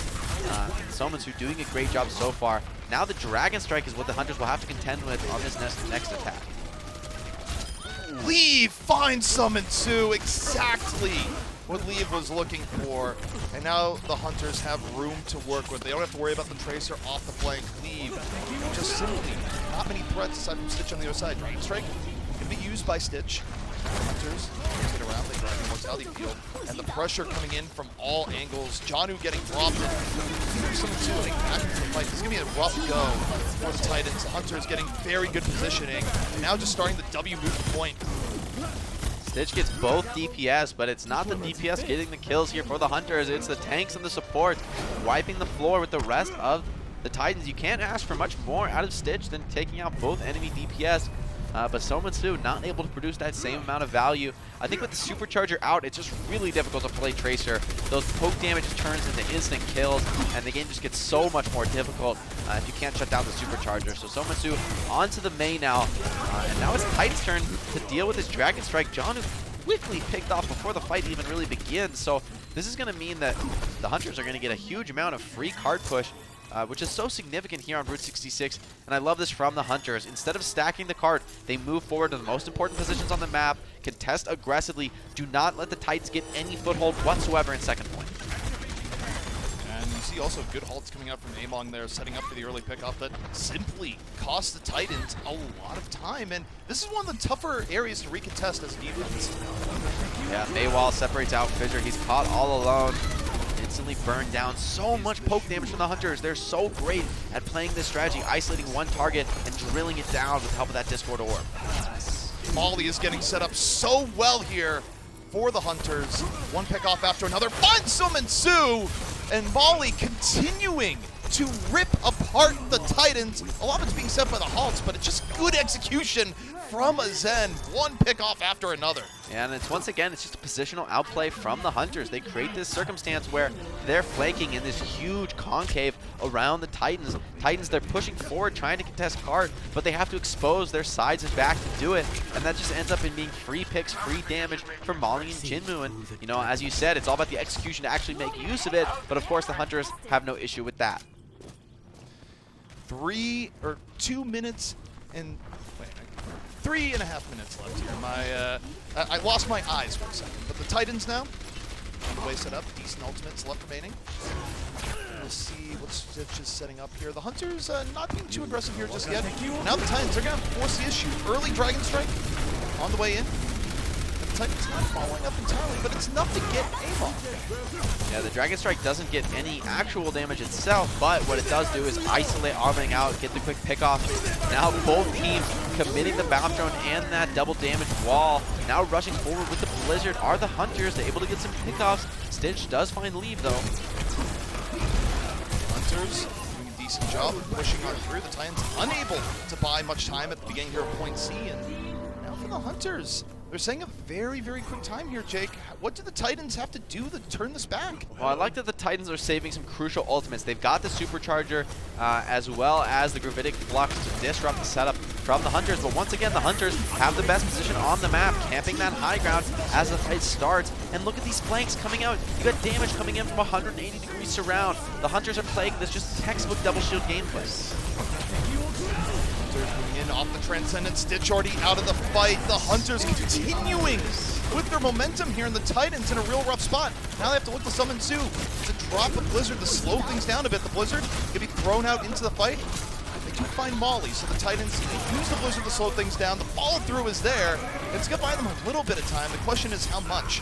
Well, this is actually really significant here because the Hunters' best chance to cap this last point was exactly right there on the snowball. I mean, they've done well to get it even this far into the map. Route 66 is a map that we've seen teams get full held on first and second point very, very often. So third point is, far from a guarantee for the attackers, especially now it's the Titans' turn to take control of this really significant position here on the semi-truck, and it's their turn to create this big 180-degree surround. So I'll be interested to see what the Hunters do. Do they push in and accept the surround from the Titans, or do they try and disrupt it?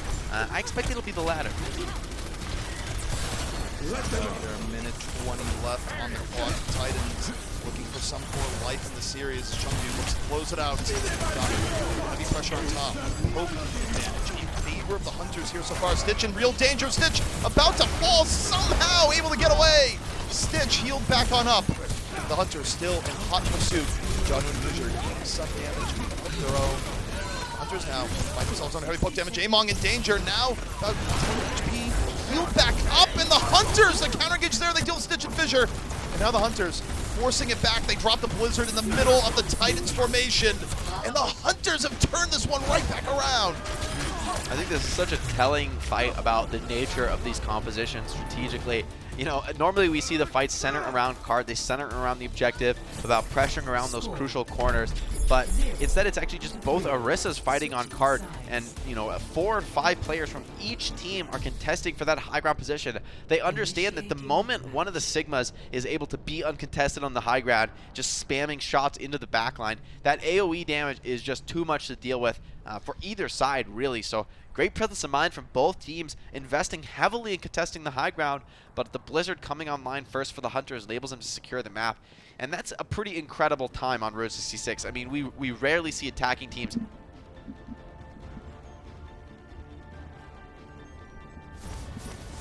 So the Hunters now in a pretty decent spot. They finished out Route 66, a map that is not always completed.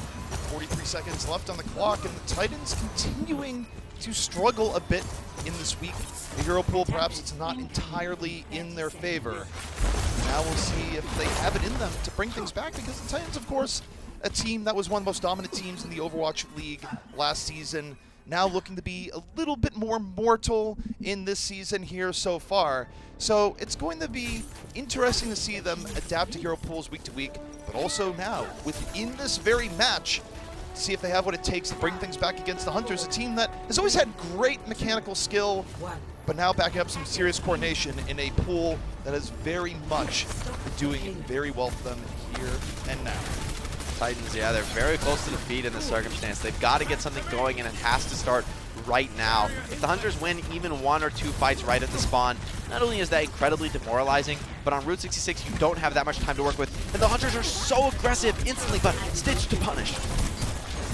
This is such a good opening for the Titans. The Hunters, as you say, very aggressive to start things out. It does not pay off this time.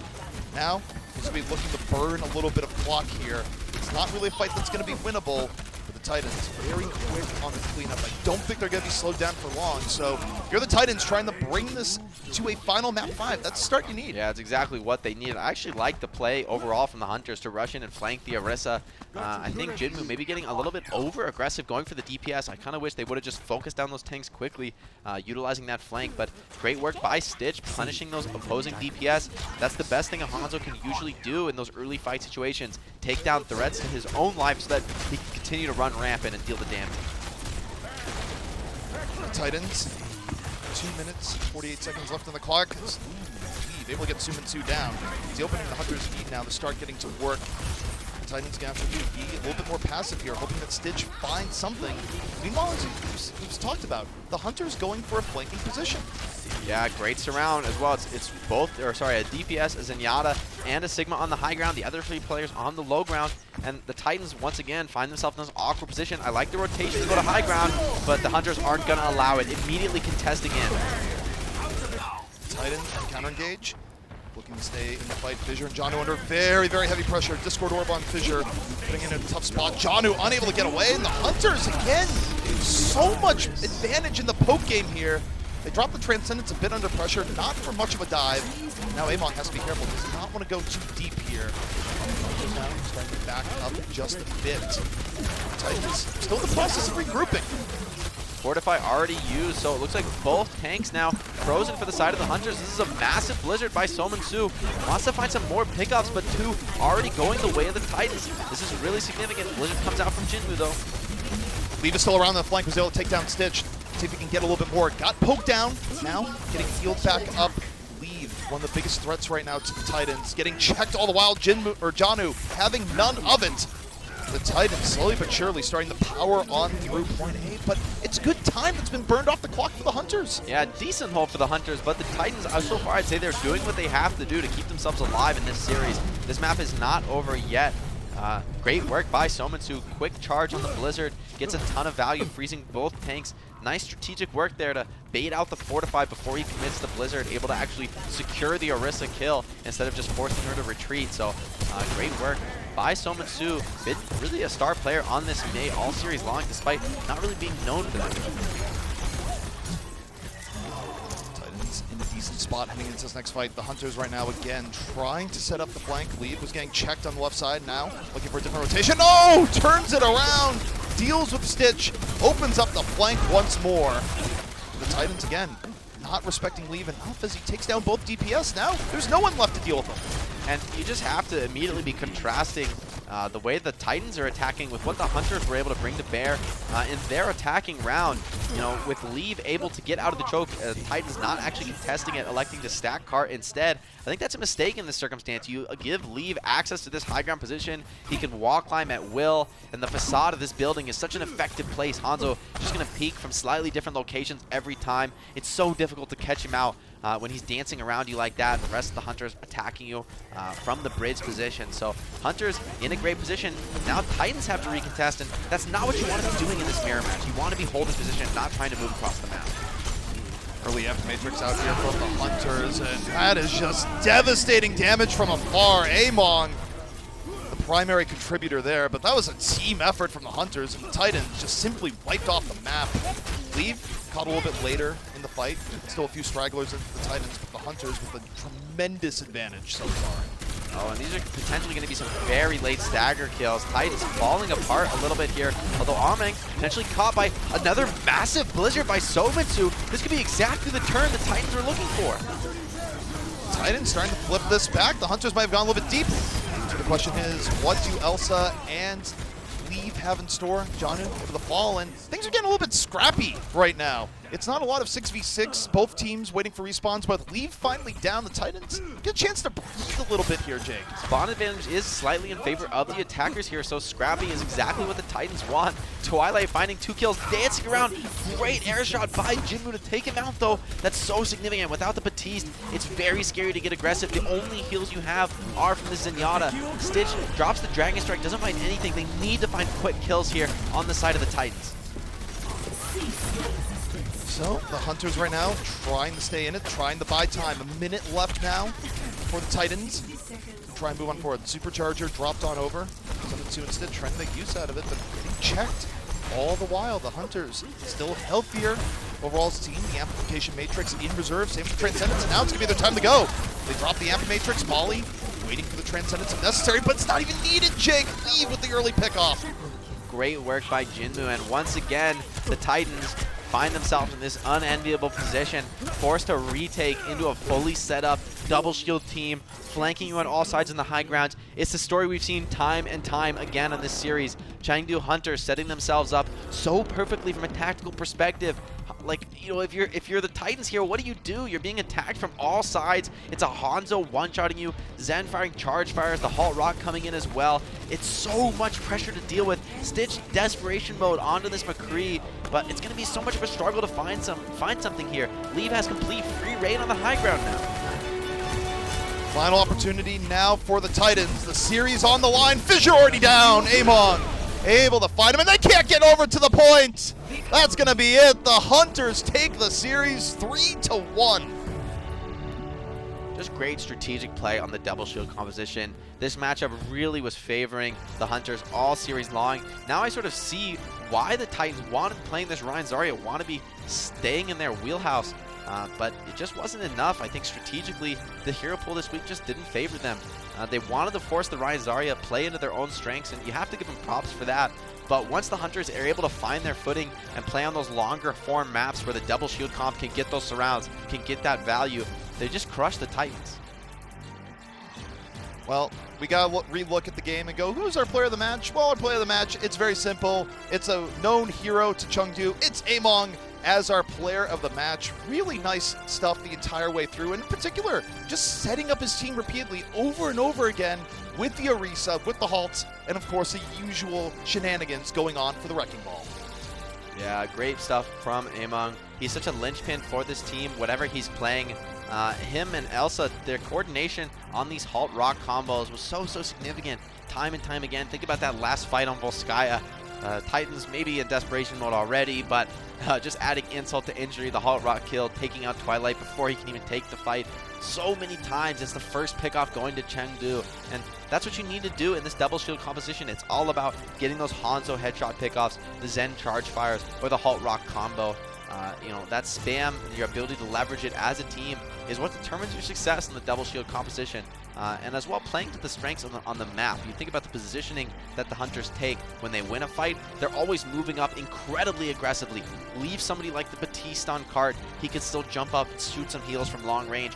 Most important is to just control those chokes.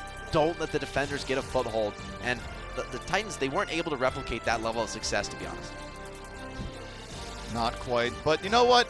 That was a great series in the books. We still got one more left to go. Right after the break, coming right at you, it's going to be the Dragons taking on the Charge.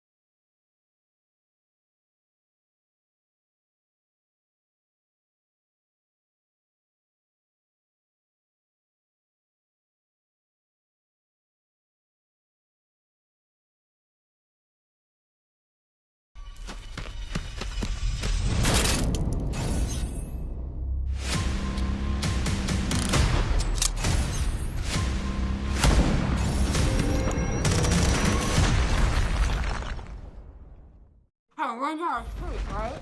And all of a sudden, this huge explosion comes in, and it's like, no! And this growth chaos is shitting. I was going, no! And I'm like, Download now.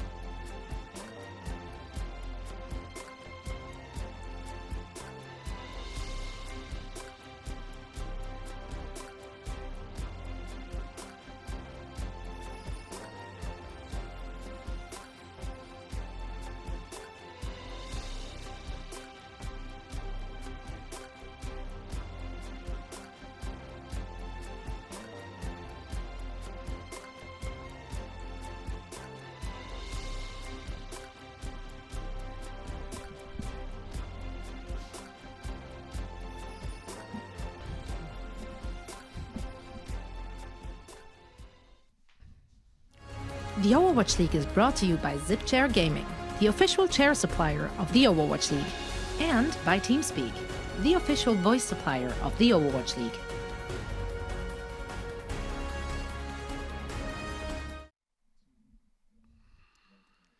Week 10 continues on here at the Overwatch League as we look forward to the Dragons taking on the Charge. I'm ZP here with Jake, and Jake, this one should prove to be interesting. Definitely. Our last series was pretty exciting. I think these two teams are just as interesting of a matchup. Last series wasn't the compositional situation that I really predicted, only Chengdu really bringing the dive to bear, and both teams finding double shield to be the dominant strategy so far this week. So the question is, will the other teams in the Asia-Pacific region continue to do the same? I expect so. I think this double shield poke composition is just so fundamentally sound. Once you're set up in these defensive positions, able to hold your ground and defend a powerful location on the map, it just feels incredibly oppressive to attack into them. You're being halted and rocked. You're being poked by Hangzhou. It's really a devastating composition to deal with, and there's no diva to stop that poke damage. Well, for me, it's all about the players involved, especially the DPS players. You take a look at the Dragons roster in front of you, and there's some superstars on here, Jake, particularly think about the ability to play great Pharah, like we saw just a match ago with Jinmu. Yeah, Fleta, a player who can bring out absolutely anything. I mean, he can bring out the Pharah, but I think of him as even less reliant on that hero than Jinmu is. It's really Jinmu's superstar strength, but whereas with Fleta, I mean, put him out on the Hangzhou, give him the Tracer, give him the Pharah, give him the Widow. I mean, it really doesn't matter, I think, when you have a player like Fleta. But as well, you look on the other side for the Charge, you've got Happy and Nero to contend with, two extremely flexible, strong DPS players. And I think you're right. This is the week of the DPS player. No pesky diva blocking your shots. If you hit the head, you get the kill. I like it. Yeah, it's something I think a lot of DPS players, they look at and go, look, we're not afraid of shields. We're afraid of diva. And without diva being in play, you think back to the series we just saw, there's a lot to be said for poke damage ruling the day. You do better poke, you do better against the shield, you do better at lowering the HP of the enemy team. And I think you could tell the tale of a lot of these fights simply by looking at the health bars at the top of your screen. As things are going on, you see one team getting weaker than the other, and suddenly it's on that team. Well, you better make a move quickly, or you're simply going to lose. And who's driving all of this? It's the DPS players that are simply unchained. Yeah, if you think about Hangzhou, traditionally, usually going to be going for those flanks, but in the past, constantly shut down by a diva. If you get even a little over-aggressive, if you dive in for those quick pickoffs, even if you get a kill, you're almost certainly going to be traded back by a diva. So it leads to most players playing defensively, focusing on shield pressure. Just knowing that diva's on the map means you can't spread out too far away from your teammates, or she will catch you off and dominate you in a 1v1, as she always does. So now with the double shield locking in and no diva being available, this lets everyone, I think, be a little bit more zany with the flanks. Get out there, take a solo 1v1 if you're confident, if your positioning is a little bit better or you have that heal advantage. There's no threat of a diva saving the player you go on and turning the fight unexpectedly. You actually get to fight a little bit more fair, I think, on those flanks. So it's really allowing DPS players to shine more so than they have in the past. Yeah, and I mean, this is the cool thing about the season to me is that with the addition of hero pools, every week we get a different look. We get a different flavor, a different attitude for the matches of the week. And this week right now, I think has been one where it's been tougher times for the tank players, I think in particular, but it's been a good time for the DPS. And, we talked a little bit about the stars on Shanghai, but you think over towards the Charge, this is where a player like Happy can have just an incredible series. So I'm very excited to see what happens as these two teams clash and bring it all together as we look towards our first map, which is going to be Ilios. Yeah, I think both teams really have great rosters for this particular week. I would think both of these teams would be pretty strong in the double shield poke composition. So unlike our last matchup where both teams were fielding very different strategies and trying to bash their heads into one another, prove that their strategy is dominant, I would expect to see more mirror matching in this particular circumstance. Although as we take a look at our first map, it's going to be Ilios for the control map, which should shake things up a little bit. This isn't the best map for double shield poke, just not the most optimal high ground position, so a lot more potential for an aggressive Reinhardt play to potentially come out. Although so far, Charge showing the dive could be a troll though. I never trust the dive composition in the spawn in the Overwatch League. Yeah, I mean, I think we can just stop it right there. Where never trust a team, period, in the Overwatch League, especially when they could change composition at any point before heading on out. We'll see if this is what the Charge decide to run here and now, and it is going to be Winston Hammond on the way, so it is about as divey as you can get. We'll see if the Dragons are ready. I absolutely love it from the Charge. I absolutely love watching these sort of Pharah dive compositions. Gives so much space for a Pharah to work with. Nero going to be dominating the battlefield from the high ground. And look at the counter coming up from the Shanghai Dragons. Hammond Roadhog. Don't try this at home, kids. The Brigitte as well, potentially to attack Happy on the Tracer. DM has his work cut out for him, though. Gonna have to put a lot of pressure onto Nero, and at this range, it's so hard to poke out the Pharah. Nero definitely working with a good amount of room right now. Now decides to commit. Lee Jae Gon already out of the fight. And the Charge applying some serious pressure. Even though the Dragons were able to rotate over and get the point, they're holding the point. It's going to be very short-lived. Happy just having the world to himself with a quick little three-piece. Yeah, Fleta and DM, they do get first control, but the Charge just completely pounce on that. They say, okay, McCree Tracer, you guys have the point. We'll take your team and we'll get the Team 5 victory. We'll get map control. That 15% doesn't feel so significant now. Charge in position to defend point. That's so much more important than just that initial control. Really doesn't make a difference in the long run, whereas Nero about to have a potentially uncontested barrage. He's farmed this one up so quickly on the Pharah. Now Happy attacking the backline. Happy trying to make the most of it, gets a stick to the back, takes down DM. And usually it's the Pharah that's a major threat, but I feel like the Pharah's a distraction for Happy right now, Jake. Happy is consistently ripping the Dragons apart from behind. Still though, both DPS falling. That means Nero going to be relatively uncontested in the sky. So much poke damage. You can see all the members of the Shanghai Dragons so low, struggling to get back up to full HP. They will commit the minefield on point, but Happy wants to finish this kill, and he does. Might be happy right now, but the Dragons are feeling pretty sad at the turn of events. Getting poked down from the air, poked down from the ground. And Void right now in the Roadhog, has this been effective for you so far? I haven't really seen him do much except constantly self-heal, being an annoyance at best. The Dragons trying to control this point. They use the rally. They're forced to commit everything. Finally, Void gets value. As well, Nero shut down, gets one of the barrage, but instantly rezzed up. Valkyrie available for Neptuno, so enabling this fight to continue on point. Krong doing a great job, just being a huge annoyance for the Shanghai Dragons, delaying point as much as he can. Charge, they want to get as much capture time as they possibly can, getting up to 76%. Now it's Shanghai's turn to be on the driver's seat. We'll see if they're able to shut down Nero. I wouldn't be surprised to see Nero even switch off here to a different DPS to get the recontest.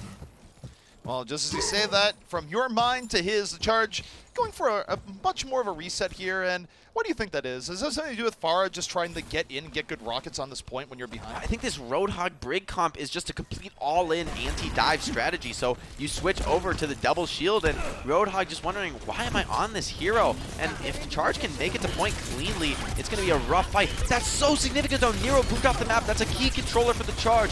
Lost to the pit. Soft little whip touch sends Nero off into the sea.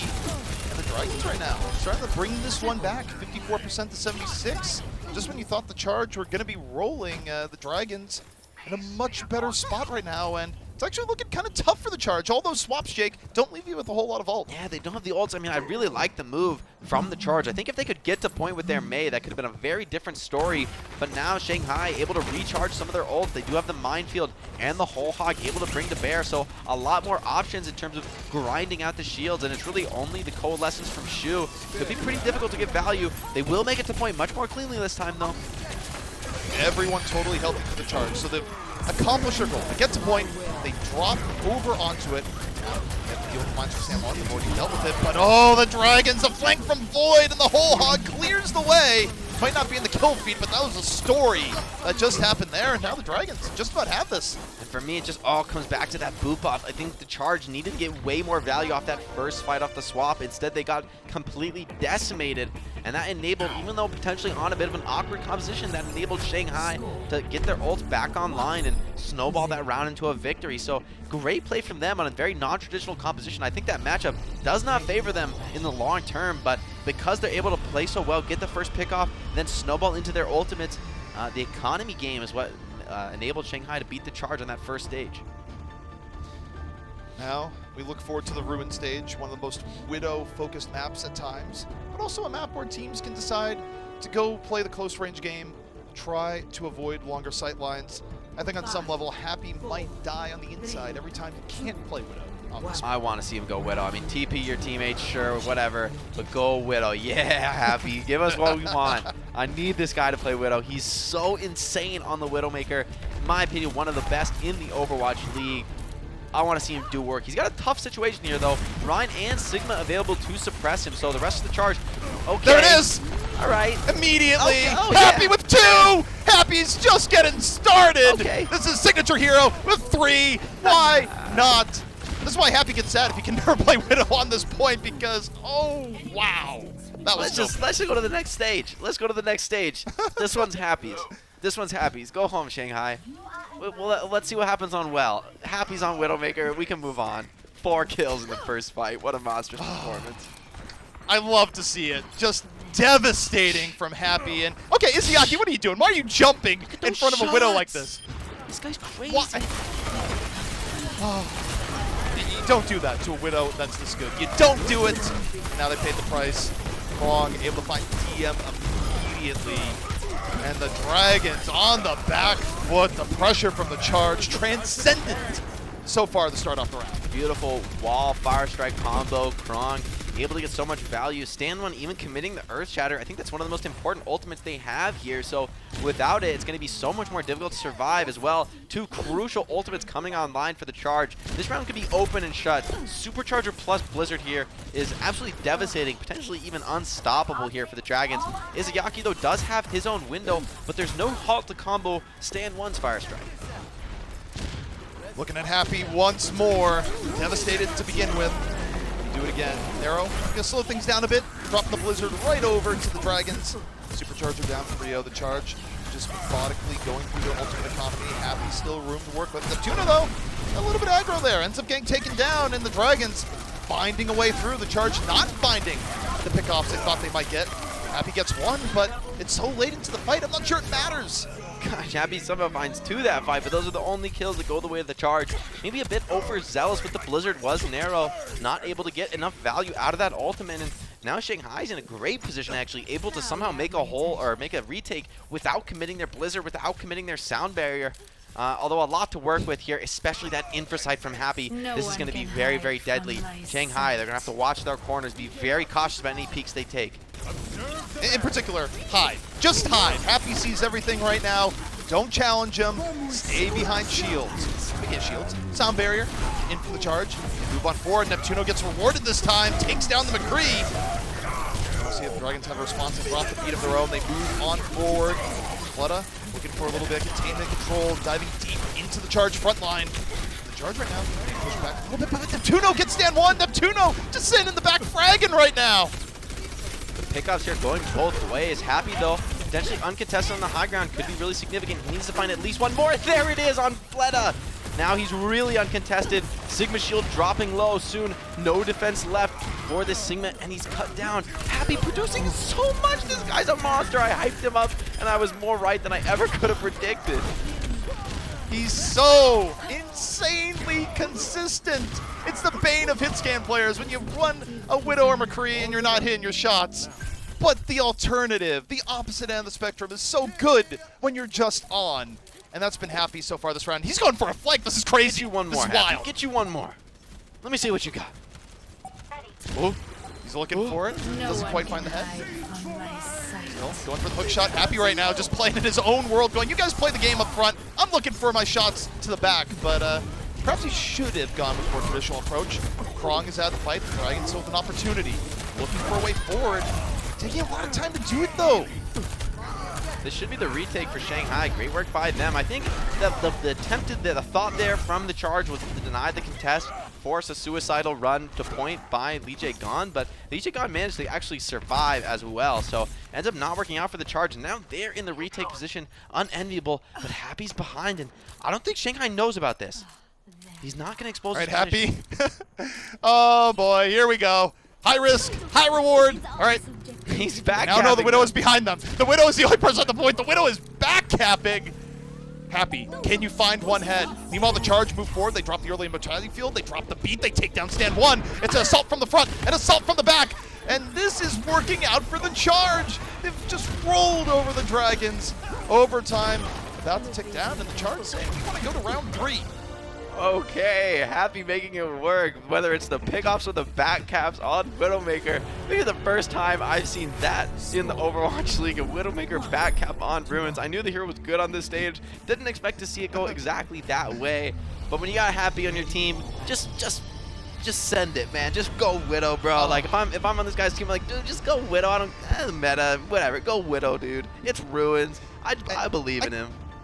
I gotta be honest, when I see Happy play like that, I don't just see the Overwatch League play, I just see so many tortured pub games where he's stuck carrying a team that might not be playing as well as he wants. He goes, it's up to me. How many times has Happy had to do that flank to make that work? Countless times. That's what I see. Once again, the Far Tracer coming online here for GZ, so we'll see if this is as effective as it was on the first stage. Last time, Shanghai didn't even want the mid fight, ended up resetting to this ball hog comp, so I wonder if they'll do the same thing again. Looks like they really have confidence in this as a counterplay. DM onto the Soldier 76, valuing that over the McCree on this map. Wants that speedy flank potential. Very, very interesting though. Could get cut down by Nero, and no flashbang either to contest Happy. Happy, meanwhile, eternally on the flank, whether it be Widowmaker, Tracer, doesn't matter, Charge.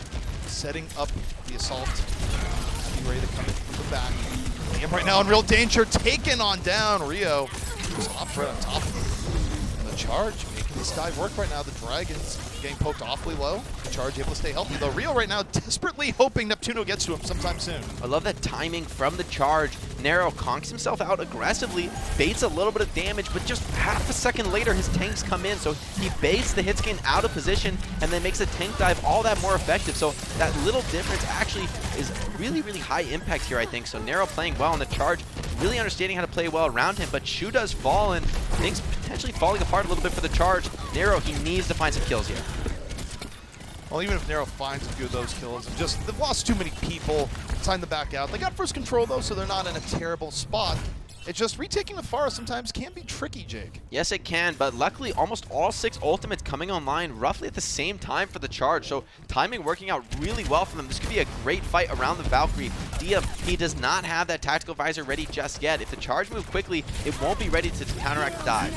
Oh, man, Happy has no fear! Happy using all 3 flanks, catches the Brigida! What in the world? There's so many ways that could have ended badly, but it did not. It ended perfectly for Happy, and the Charge get right back on the point. Rio doing a great job cutting off this Roadhog, although the Roadhog is angry. Void chasing for kills, but these kills might be chased down the other way. Void turning, takes down Rio. This is huge. Shanghai wanted to refight this from a rough position, and no better ultimate to do that with than Rally.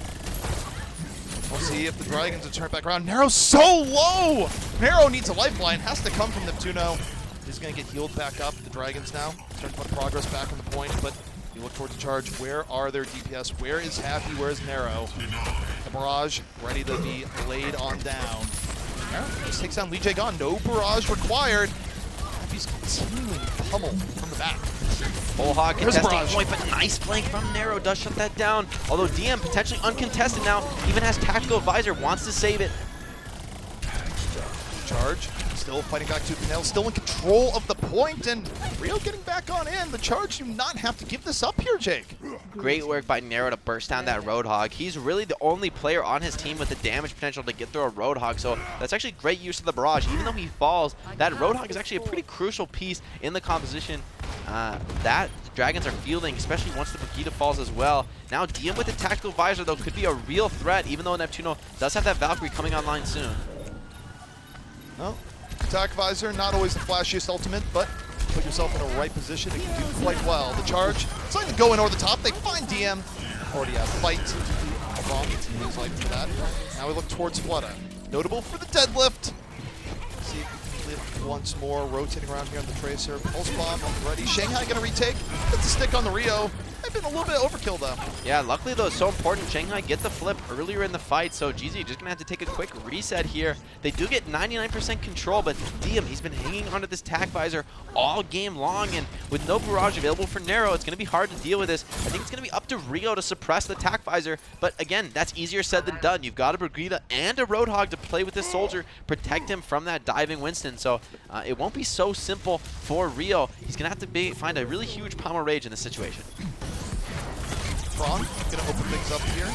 Now gets initiation, tries to run away. Discord Orban, Rio waiting for the opportunity. Primals as second initiator and finds Lee Jae-gon. This has been a terrible round for Lee Jae-gon, getting focused on by just about every member of the charge in every conceivable situation. But the tac visor finally out, takes down Neptuno, but that's it.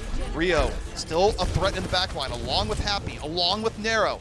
Nero, the barrage up.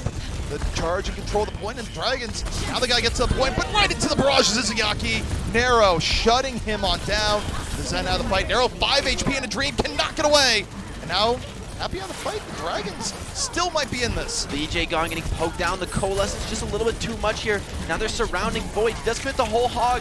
Takes down Rio. 100 HP on the Roadhog. Can they keep him up? If this old NC can self-heal to 30 HP, so low, but they managed to do it. Dragons keep control of the point, and they're still in this one.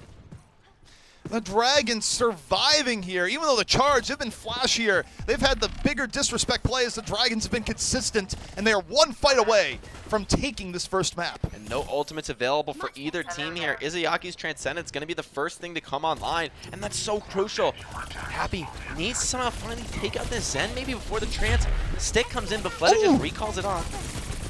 Yeah, you don't always see that sort of battle, but Fleta, why is he recalling the Charge? Look up to it, Neptuno's down! DM just completely destroys him, and DM, no mercy being had, both literally and figuratively. The Dragons, they're gonna take this final fight. They should take the round and take the map. The Charge, you can have all the flash you want, but consistency matters, and the Dragons, they have it in spades. Tracer Soldier just a little bit too much to deal with there. And I think I actually miscalled it. I think that was Fleta's stick onto the Moira, who must have actually faded it off rather than than the other way around. But still, it doesn't matter. Wins the round for the Shanghai Dragons and the first map. Happy with some just disgusting Widowmaker heroics on Ruins. Not quite enough to take the map, though. Yeah, I mean, Happy just playing with this general aura of disrespect. I feel like if he could just be talking trash all the while, he would be going like, I just fear no one on your team. But perhaps there should have been a little bit of fear, because the Charge, they were playing with higher highs, but they also had the lower lows and lost some fights that perhaps they shouldn't have lost. Regardless, this series is shaping up to be an exciting one. We'll be back in just a few minutes. The Overwatch League is brought to you by T-Mobile. Rank up with America's first and only nationwide 5G network. And by State Farm. For auto, home, or renters insurance, like a good neighbor, State Farm is there.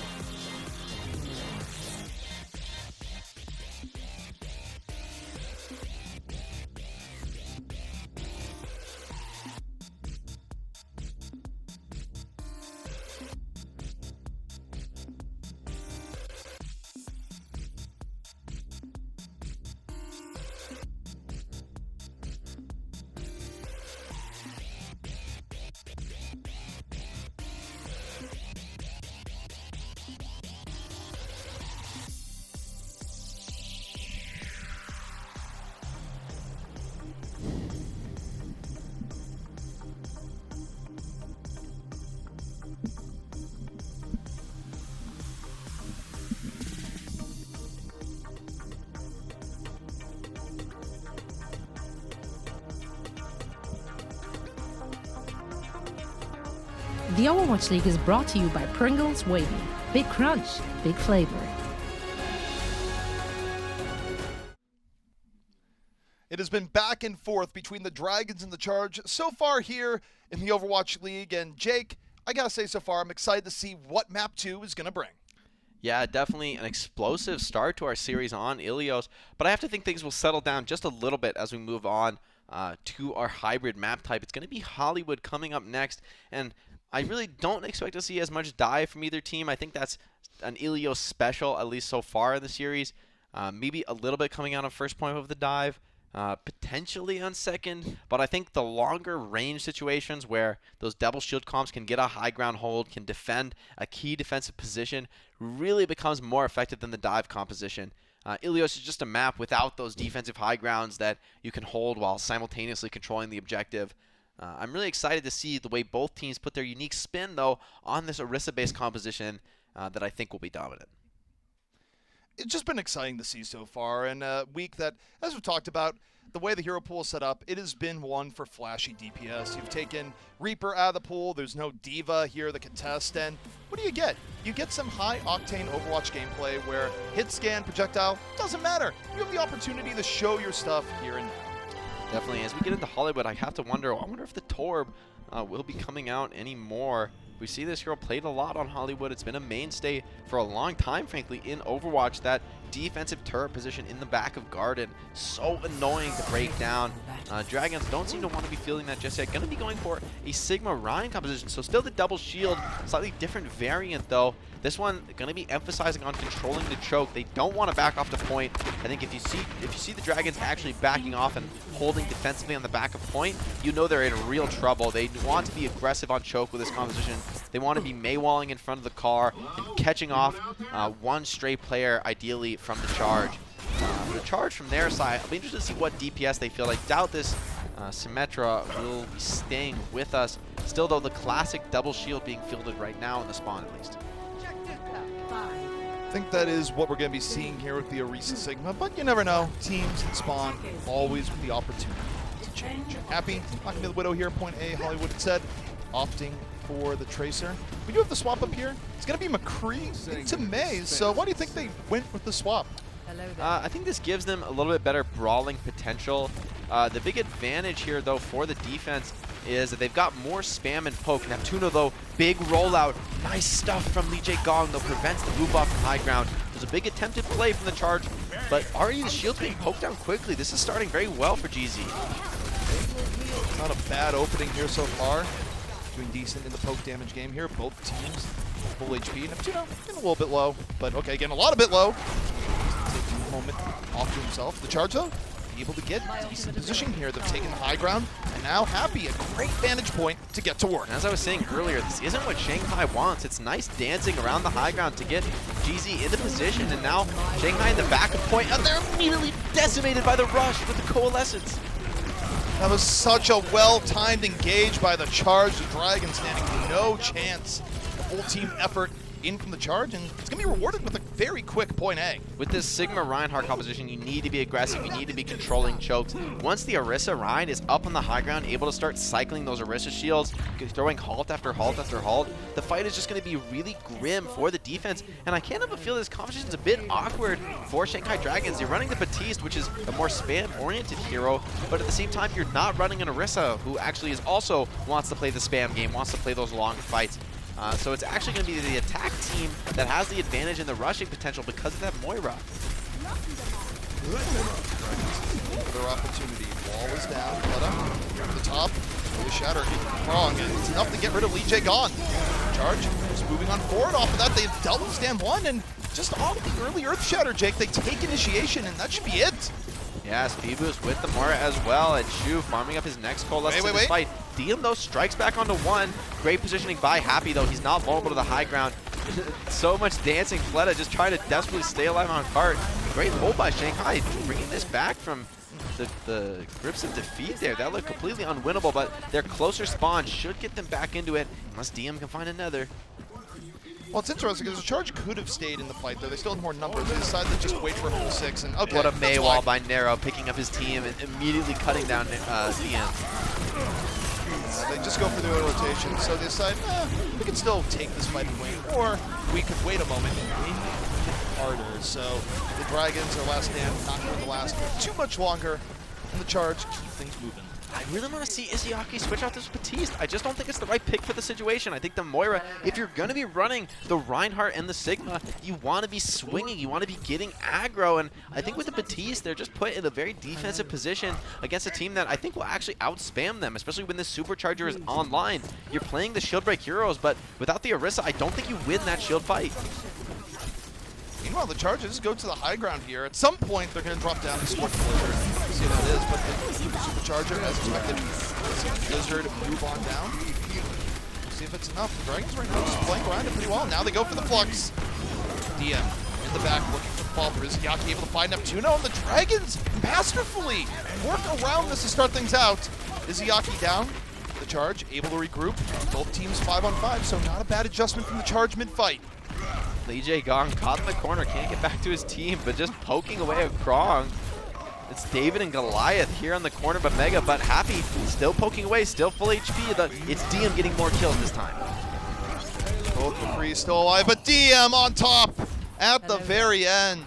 Very, very back and forth battle there, Jake, where, again, both teams had really nice disengages in the middle of the fight, but Dragons just a little bit better. This is where, though, Izzyaaki's Batiste pick could really pay off. I think that fight was pretty difficult for the Dragons, but because they're able to win, now they're able to stabilize in this high ground position. Batiste can easily hop up top and help his team, and with high ground control, this comp makes a lot more sense for the Dragons. And oh, and this is perfect, even walling stand one up on top. Great teamwork to get the high ground control, but both teams vying for the high ground, and there's no main wall to block the high noon. Walking forward, Krong, 40 down. See what room Happy can find here. Rio in danger. The front line for the Charge so wounded here that I'm not sure how aggressive Happy can be in this situation. Dragons just taking advantage of it, focusing on point presence. Now Shu, drop the Colossus. He's stunned. A little bit further in the back. Rock Blizzard, no, gets immediately hit by the Deadeye. Charge still move forward, trying to make anything happen from it, but this is looking like very tough engage so far. So Dragons simply disengage and go back in. Gravitic Flux, just too much to handle, it looks like, for the Charge in this offense. Shanghai making me eat my words. This composition is working out really well for them. The Moira, the rush strategy for the Charge is really stalling out as we get to this final fight. Once the Shanghai is able to sit on these high grounds, hold defensively, it's almost impossible for the Charge to rush successfully. You know, you do have the halt to slow people down, but how do you cross this thin bridge? How do you ride the elevator when there's so much poke on you? It's hard, and I think part of it just comes down to that Void has been a very oppressive presence right now in the Sigma. It's been very good poke, very good fluxes coming in, and the Charge just find themselves low HP, have to give time. And now, speaking of poke, they drop the Supercharger, wall comes down, and now they're making a move, moving forward. Shatter comes in, does not connect, but Narrow a little bit far forward, taking down by DM, and the Dragons hold strong. They drop the beat, they drop on down, and DM, again, so much space to work with. And the Charge might be finding this one slipping away. This is a full commit by Narrow, but might create this into a last fight situation. Rio trying to stay alive, but no DPS available for the Charge. Happy, desperation Widow pick. He needs to find some crazy headshots here, but it's just staggering one after another for the Charge. This is all over, but the crying here on Hollywood as Shanghai are making a solid defense. Okay, 5 seconds left. We'll see if anyone can even get to the payload, but if they do, Happy. High risk, high reward once more on the Widowmaker, and they can't. Even so no time to too much for anybody, I think, on the Widowmaker in that circumstance. Unless, you know, I don't think it's even theoretically possible for a Widowmaker to do it. As long as defense just hold your shield and sit on point, high noon behind a shield, pretty unbeatable in a 2v6 scenario. So Shanghai playing really intelligently around that high ground, maybe tailoring their composition for exactly that circumstance where the Ryan and Sigma are able to outtrade, at least when they're on that unique situation where the thin bridge on high ground really makes Orisa suffer. She can't get the position she wants. I think Charge had the opportunity to take that second point, but only on their snowball push. Once they lost momentum and Shanghai was holding defensively on the high ground preemptively, then every time Charge comes up to the high ground, they are forced to use cooldowns just to get there in the first place, and then once they're up there, they're taking so much poke. It's just the defender's advantage is a bit overwhelming, even though the Charge are running that Orisa, which should theoretically give them the advantage in a long fight.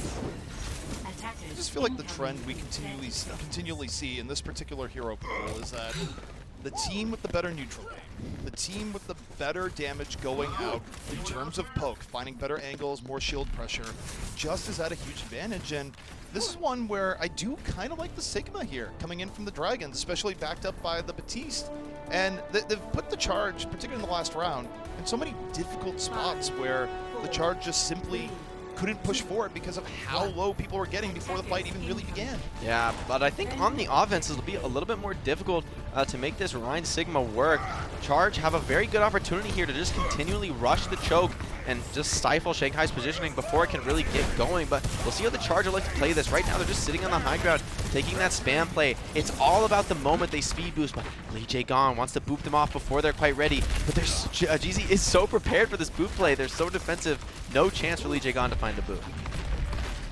Still, I admire the attempts of Lee Jae-gon coming back to his contenders days. One of the most aggressive support players you can ever find. Charge, for now, holding on to the high ground. The Dragons biding their time, burning about a minute off the clock here so far, just evaluating their options against what has been a very adaptive Charge defense here so far. Stand one capping, but Charge, they don't care at all about the capture point. They're looking for the kills, and they're getting the first one there onto Void. I love this from the Charge in a brutal Maywall. That should be even more kills. Charge, they're leaping into the spawn, hunting down these retreating players. This is great positional gameplay. You can see Shanghai, they're so cautious to move forward to point. Only Stand one can actually afford to be in that position, put his life on the line, but the moment that Shanghai oversteps their bounds, they're going to get immediately speed boosted on by this Lucio Moira, and this is where that shield pressure actually doesn't come to mean much. In this situation, it's no one's shields are ever going to be breaking when you're initiating like this with a Moira.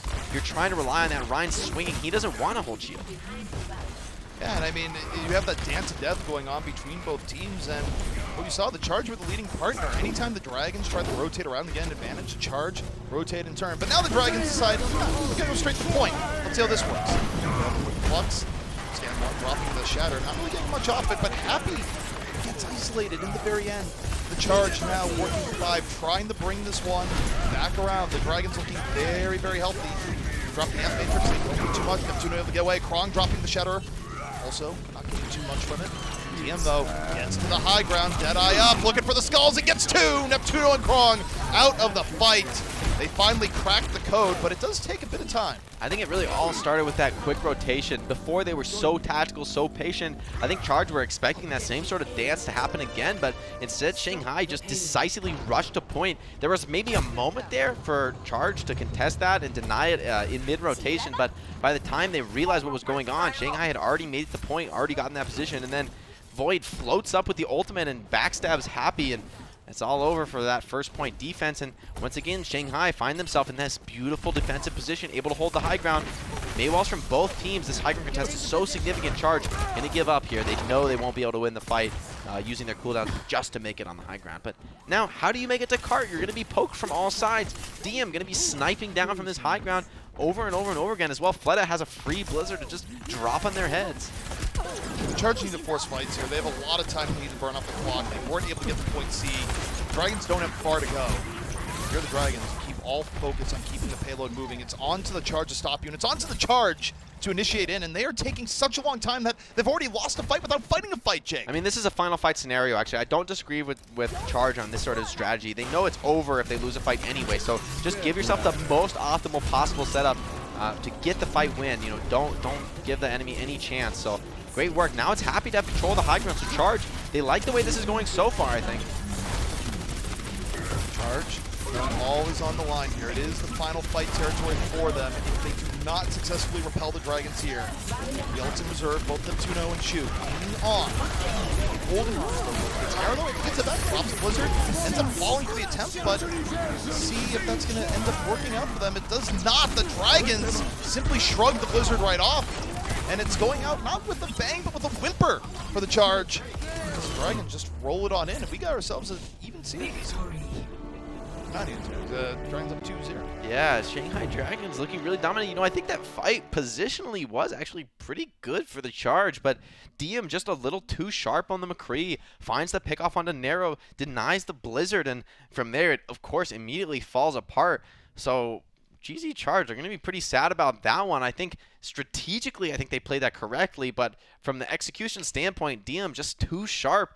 You know, same story as first point, really. Strategically, I think the Charge had the right idea, but Shanghai just played an execution that's a little too fast, a little too aggressive, and it ends up working out for them, showing that even though strategically GZ might have a really good handle on this week, if they're not ready for the executions that Shanghai brings to bear, they won't be winning this series.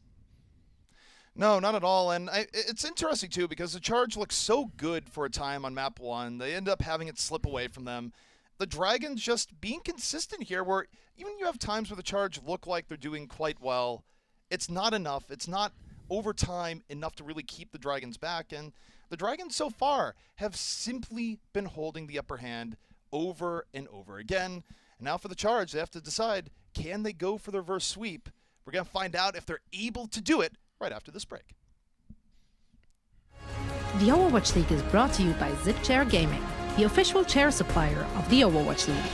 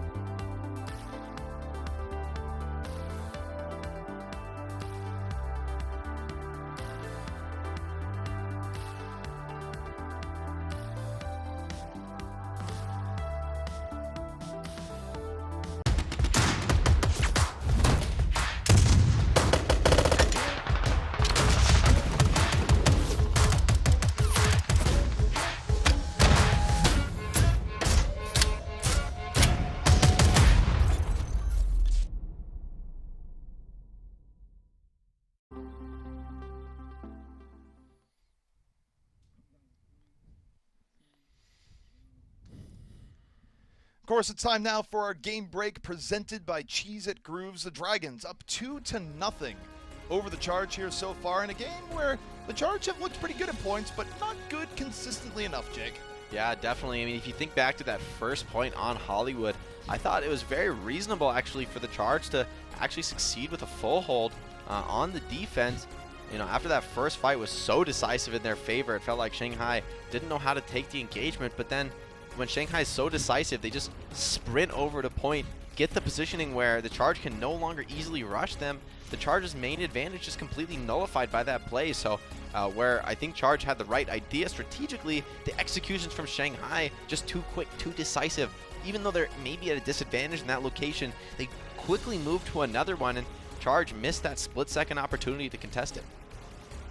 Well, Jake, once more, it is crunch time, presented by Cheese It Grooves. And let's turn back the clock a little bit. There can only be one moment that we can talk about crunch time. Walk us through how Happy's ridiculous flank back on Ilios and Widowmaker worked. Oh, that final fight, you know, I think Shanghai maybe was a bit overzealous retaking point. They should have known rather that Happy was on the flank, was behind them, but I think maybe they forgot about that Widow, thought she had run. You know, normally a Widowmaker, not the hero you expect to stay on your flank, but Happy had great patience there, actually once the fight was over, decided to no longer take shots at the Shanghai Dragons, just waited. When Shanghai goes aggressive on the other 5 members of his team, they use the sound barrier to stay alive, and he's not only backcapping, but also attacking the backline of the Shanghai Dragons, and that's pressure from both sides in pretty much a worst-case scenario when it comes to fighting a Widow.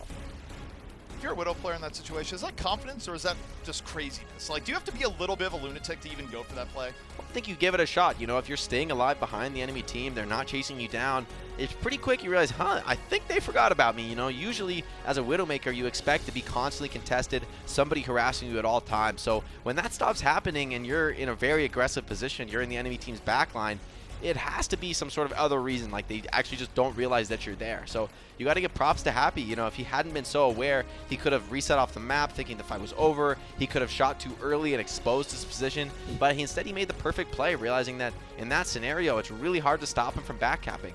And Shanghai, thinking they could just get aggressive, deny the contest whatsoever, they forget about the Widow, and it ends up being their demise, at least on that control point. Well, regardless, it's going to be time for the Charge to try and channel some of Happy's energy in a more positive way heading forward. They have just one more attempt left to do it. Shanghai's up 2-0. We'll see if the Charge are able to do something to bring it back right after this. The Overwatch League is brought to you by Cheez-It Groups. Deep flavor, deep crunch. It's a mind crunch.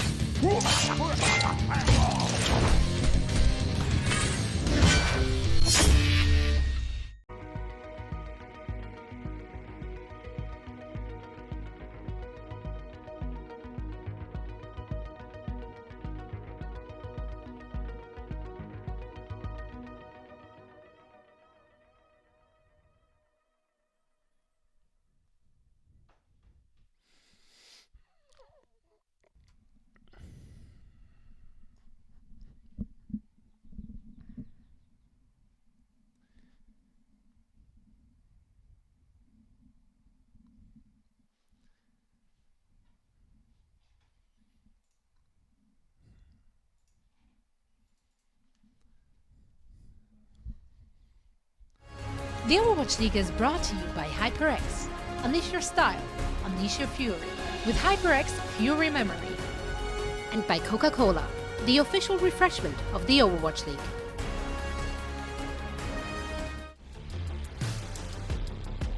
Halftime is over and the Charge looking for any signs of life. Down 2 games now to the Dragons, who have been remarkably consistent. I'm ZP here with Jake. And Jake, what do the Charge have to do to turn things around? They just have to find the better of the Shanghai Dragons in these aggressive rush engages. So far, they've been favoring these Moira comps that I think are actually quite strong from a theoretical perspective. But Shanghai's been the team that's taking the decisive engagements, that's moving into those perfect positions more quickly and more aggressively. So if you're the Charge, you need to stop that. You need to get into Shanghai's face and stuff them. I mean, we saw that high guard rotation from Charge near the end of the last map. It started to look really good, but you know, I think that just took so long. Shanghai was able to set up in the most optimal positions for every hero. If you're the Charge, you have to be disrupting Shanghai's setups more effectively than that, especially when they're going to run a Batiste and a Sigma. It's a very greedy comp, and if you're going to run Moira, you have to punish more quickly. All right, so we do need a scouting report here coming up for the next map. people want to see more Widow heroics in Happy. How likely are we to see it as we move in onto Paris? I think virtually zero. I don't think this is much of a Widow map at all. First point is pretty close range. I guess on the defense there's potential to run the Widowmaker to sit really far back, but you just rather have a Hanzo, rather have a shield break hero. I think the Widowmaker ends up just like chain jump shotting if you run around attack, which is just not a position you want to be in on Widow. This is no Ilios Ruins, but Happy, he's looked insane on the Tracer. He's looked great on the McCree as well, so I'm not too worried about Happy. What I'm worried about from the Charge is really the overall gameplay from a strategic perspective. You know, they need to be being better as a unit if they're going to run the Moira. I mean, I actually like the Moira strategically. I think it's quite strong with the Ride and the Orisa. But if they can't punish the Sigma and catch him off alone or kill off this McCree, then it's really tough to win a long fight against the greedy heroes that Shanghai are bringing to bear. Well, it is an uphill battle for the Charge. We'll see if they can find whatever magic formula it is they need to turn things around, because the Dragons, again, have not necessarily been flashy here today, but they've been effective, and it's been good enough. And towards the Charge, gonna be hitting out here on the May McCree, so fairly standard stuff. I mean, DM's looking pretty flashy to me, honestly. His pickoffs so many times in these fights have turned what should have been really tough situations into easy fights because DM's just lining up those headshots. So we'll see what GZ do. Electa moving into this right side, get close to the stairs, setting up for another potential rush. Shanghai already splitting up, setting up a Sigma on that off angle. So when the Charge do rush forward, they're going to be taking poke from a lot of angles. And this is the same sort of setup that Shanghai have succeeded with so many times before. Great Maywall divides up the rush. Early wall to set things up. The Dragon just looking to defend the high ground and narrow. Let's see if he's able to get out. Does. Just barely get away. So the Charge able to do a quick reset. No one out of the fight just yet. Happy changing poke with DM rather unfavorably. There's a very early coalescence up now for Shu. Now GZ continuing this rotation all the way into the backline by point. They have the coalescence. It's time to get very aggressive. Stand one, caught, stunned. They're trying to burn him down. His health is so low. Immortality Flip comes out. They're trying to keep him online. Stand one does have that shatter. If he can find anything with the shatter, it should be a hold here on the first point of Paris. Shu just getting over the line just in the time. Kong was about to fall.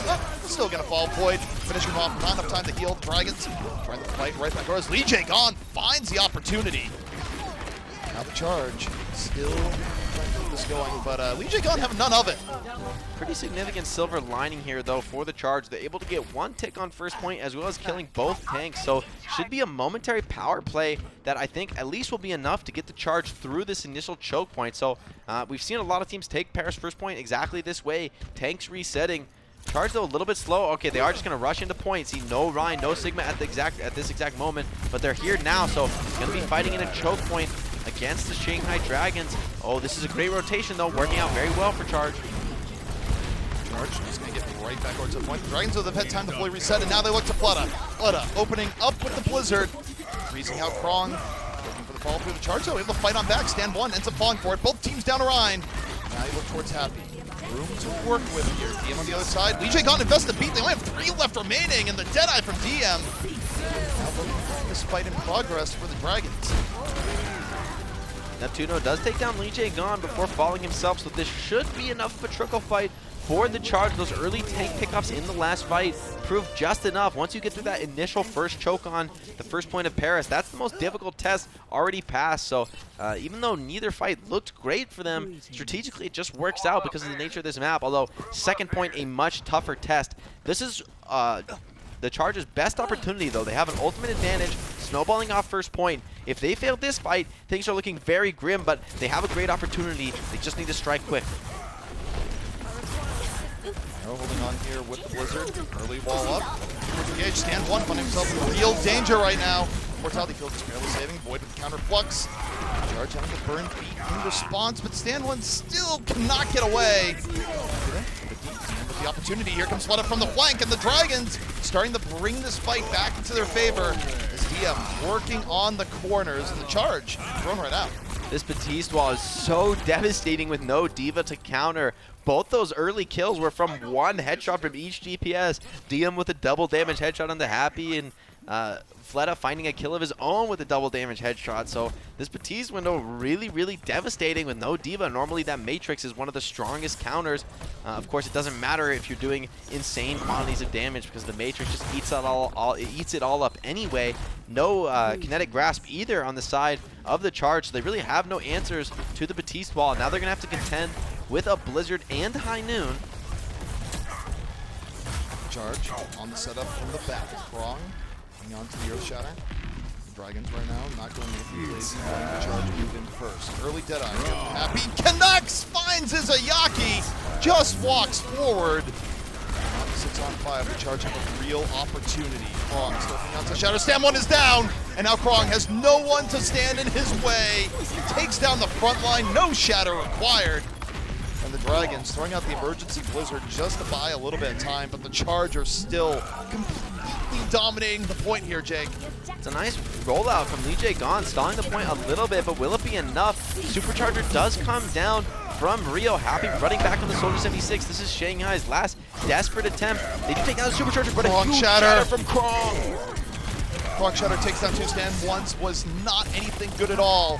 Yet the Dragons off respawns, off the beat, getting back into it. Charge have not quite solidified this, and the Dragons able to get back in off the respawn advantage. Still, though, so much capture progress gotten for the Charge. Even if this is all they get in the round, I think they're pretty happy with this. This is probably above average for Paris' second point. Great moves by Happy and Neptuno, speed boosting that High Noon, picking off Izayaki early, showing the main weakness of the Batiste pick. You do more damage, but you're much more vulnerable to getting picked off that way than a Moira would be. But once again, this double damage wall, the amplification matrix, really, really dangerous with no damage-eating abilities on the side of the Charge. Minute 23 left for the Charge. Not a whole lot of opportunities here. We'll see if they can make it happen. At the very least, both support ults ready to go. The Dragons again holding far back. Not pushing the issue. Charge decide to open things up here with Coalescence. Directly onto the point. Krong, though, eating a lot of damage. It's up to Shu to keep a minute. Neptuno still hanging on to the beat. This Charge rotates around, and Happy finds his Yaki. And now they drop the beat, looking to solidify what they got. DM holding on to the Deadeye. A wall in his face. Doesn't find anything there, but takes the corner, finds Krong. Made up stand 1. It's not going to be enough. The Charge once again smothering the Dragons. This time the Dragons don't have much to give.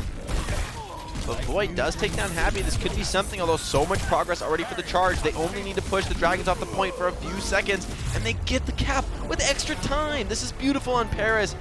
DM's High Noons have been completely suppressed here.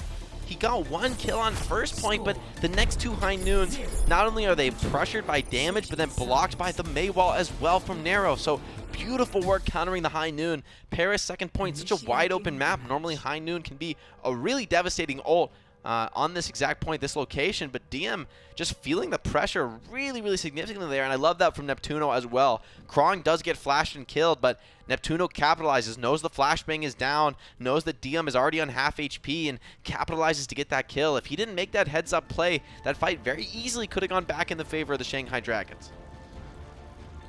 Definitely been very back and forth between both teams. Something that the Dragons usually have come out on top of, and I mean, still, it's kind of an interesting case where, yeah, they burned off a lot of clock here on Paris, but you as you rightly point out, completing Paris at all, not guaranteed. The Charge, at the very least, in their bank, know that they get another attempt at things here, even if the Dragons set a quick time. And I think if you're the Charge, look at this, the number one thing is just, you know, don't give up the ultimate decisive fight, right? Like, if you're going to lose a fight, at least make it painful for the Dragons to burn clock and keep the defensive advantage. And Shu as well is going to switch over to the Batiste for this defense, so giving themselves a little bit more of that hit scan pressure onto the shields. I like this a lot on the defense, where you don't necessarily want to be rushing into the attackers. You want to be holding a position, letting the attackers come to you and get swung on. Stand 1 on the Hammond, though. I think just checking composition here. Okay, yeah, that's what I expect. Very surprising if the Hammond were to come out in this circumstance with so many counters already on the field for the Charge. It's going to be the same matchup we've seen before, except with Shu on the Batiste. I think this is a great setup for the Charge. Shanghai taking the low road to point. Shanghai right now, about 3.5 minutes left, taking their time on the approach. The Charge going back, early wall. Now they're going for the bisect, moving on in, force out the early immortality field. Dragons though still alive. It's a really good immortality field at that. They're able to stay alive, rotate off on the corner. The Charge, able to break it away. Now, DM able to take down Happy. The Dragons rotating back over onto point. And big advantage here with the McCree. See if DM is able to take well work of it. Stand one, able to take down Krong. And DM, again, so much room to work with. Charge just thrown off. DM just carrying that fight, takes down his counterpart in Happy, and once the enemy McCree is down, DM can just run rampant, getting so many kills. He's been such a linchpin for Shanghai's success in this series. Great hit scan play from him, solid fundamentals. You know, he doesn't have to be flashy. If you're just headshotting down your opponent McCree, you're doing your job. And from there, he just cleans up the rest of the charge, and it's on to second point. But then again, you know, this is second point Paris. No guarantee of a full cap, even though Shanghai does have a bit of an ult advantage moving forward. It's not something impossible, it's something they can't overwhelm. Void's Gravitic Flux here could be really devastating. Happy setting up potentially on a corner flashbang. Charge playing this very aggressive. It's definitely their style here today, especially for Happy, who you tell him a DPS can't flank, and he goes, no, it's totally fine. Dragons, though, going for the brute force approach. Early amputation matrix, looking for the pressure on the Krong, able to take him down. That was beauty coming in from the Dragons, just immediately heading into the point, breach and clear. DM, still well protected in the back, finds his counterpart off the flux. The Dragons might be setting an incredibly quick time here in Paris, and they do. Shanghai once again with an absolutely beautiful initiation there. That execution was textbook perfect. They sell the fake that their whole team is going to come out on that upper left side from the defender's perspective, but in fact, half the team immediately cuts back, and you instead send only the Mei and the Sigma on the flank. Krong isn't quite ready for that, and when the amplification matrix comes down in main, he's not looking at Void, who comes in with the rock from behind, and stunned in front of an amplification matrix is a quick road to death, even for a hero like Reinhardt. That's beautiful from the Shanghai Dragons. You can't ask for better than that in terms of an execution to take Paris' second point. No, I think a testament to that is, I don't have the stats in front of me right now, but I take a look at that, and I just think that has to be one of the top 5 fastest times on Paris. I'd be shocked if it wasn't. That's not the word of God or anything, but take a look at that. It's one of the quickest Paris times I've ever seen in the Overwatch League. It's certainly vastly above average. Yeah, it bodes ill for the Charge is what I would say for that one. Where not only do the Charge have to move on through here, Jake, I mean, when you're dealing with this big of a time bank, they need to not only get point A, essentially, on their first attack, but they need to get point B also, and it's going to be hard. I think it's going to be very, very difficult. Yeah, you know, with that much time in the bank for the Dragons, at the very least, I would, if I'm in charge, I want to be getting at least a tick on second point. Give yourself at least some wiggle room when it's your turn to defend. Last time they really struggled in that first fight. They had to take a couple staggered fights and rely on the defender spawn being so far away to get the cap. So this time they won't have that luxury with only a minute on the time bank. It needs to be more decisive this time. Needs to be quick. 40 seconds left for the Charge. Series life on the line as the Dragons look for the sweep. Charge taking a lot of time here, Jake.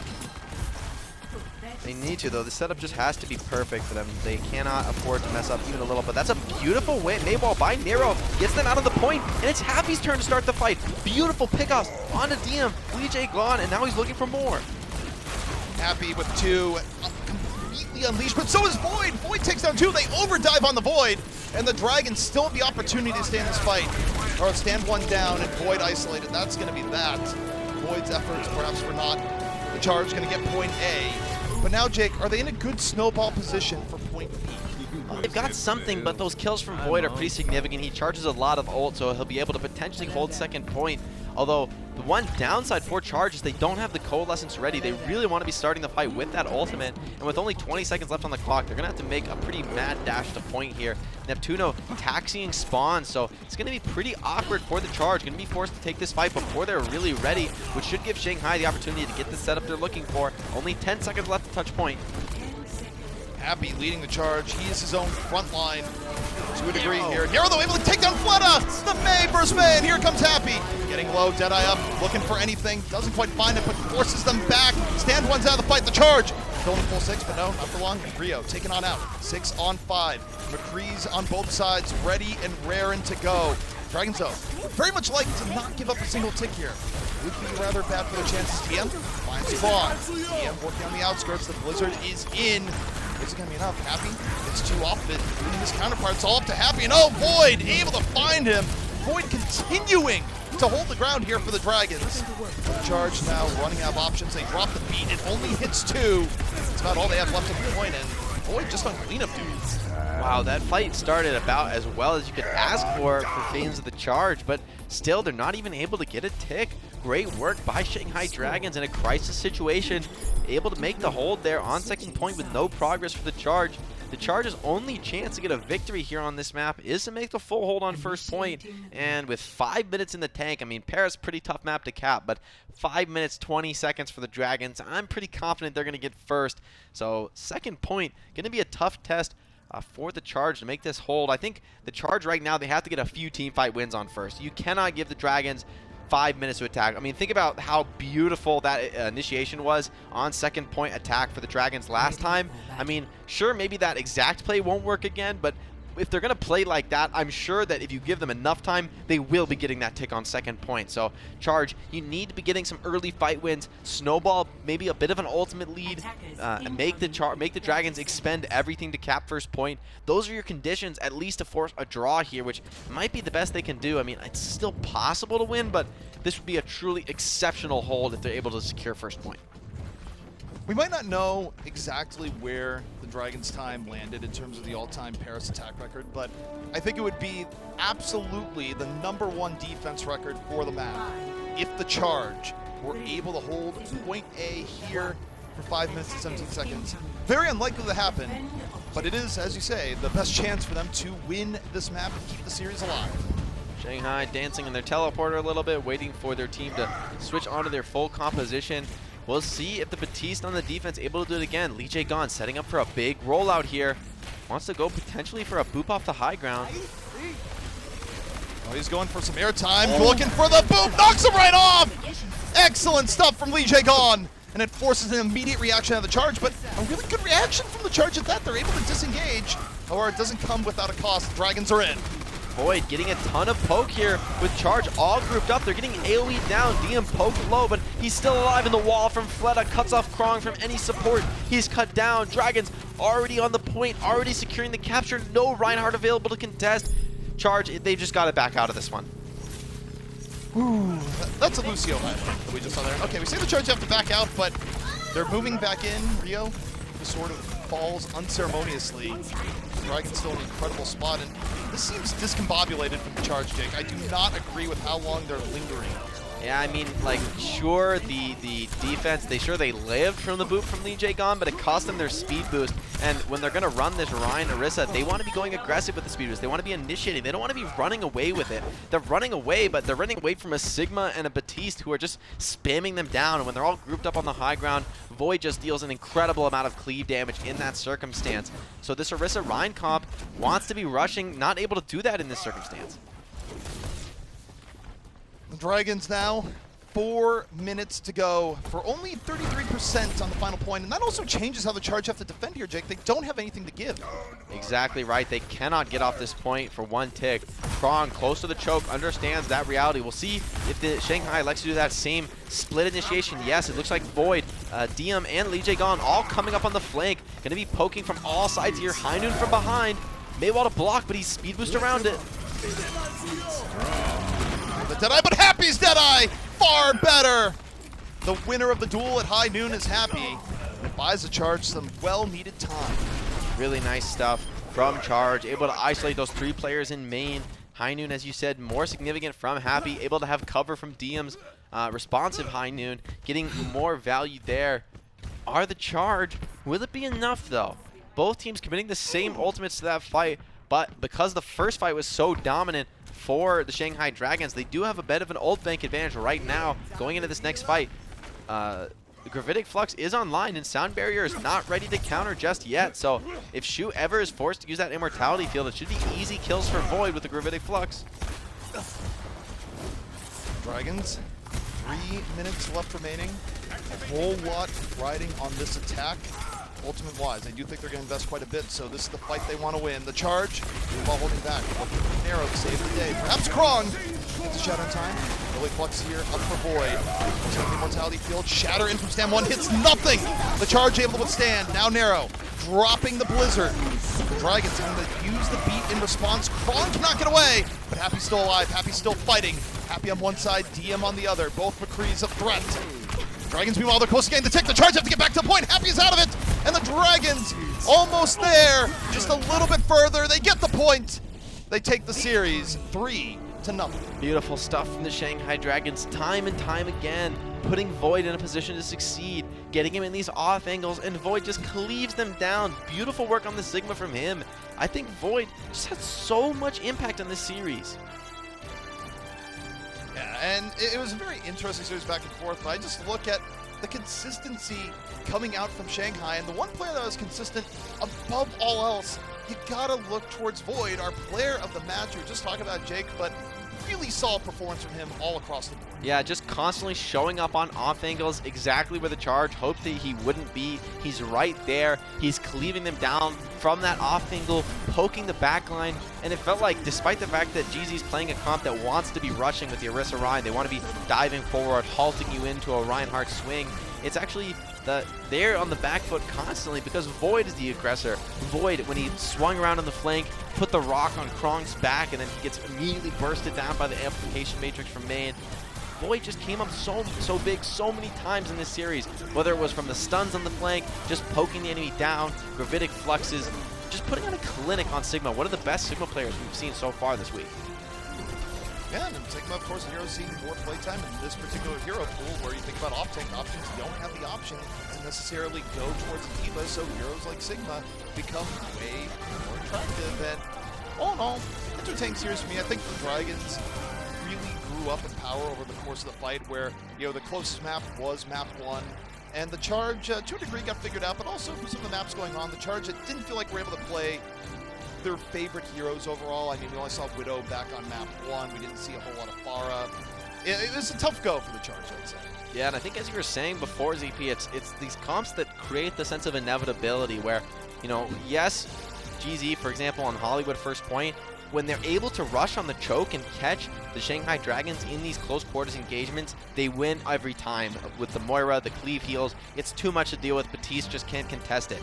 But when Shanghai Dragons make a quick movement, put themselves on high grounds, on off angles, where the Charge can't so easily rush in and cleave down targets, then Charge quickly find themselves in a losing position that only gets worse over time. And that's a terrible way to feel as a player. You know, you've got to make big plays. Somebody has to come up with headshots. Like, yes, Happy did it sometimes, able to find those pickoffs sometimes, but DM found it just as often on the other side. So Shanghai just overall playing a bit better around their strategy, being decisive, moving to the parts of the map that favor their Sigma and Rhine, that favor those flanking off angles, those spam comps, and it works out for them with a clean 3-0 series here.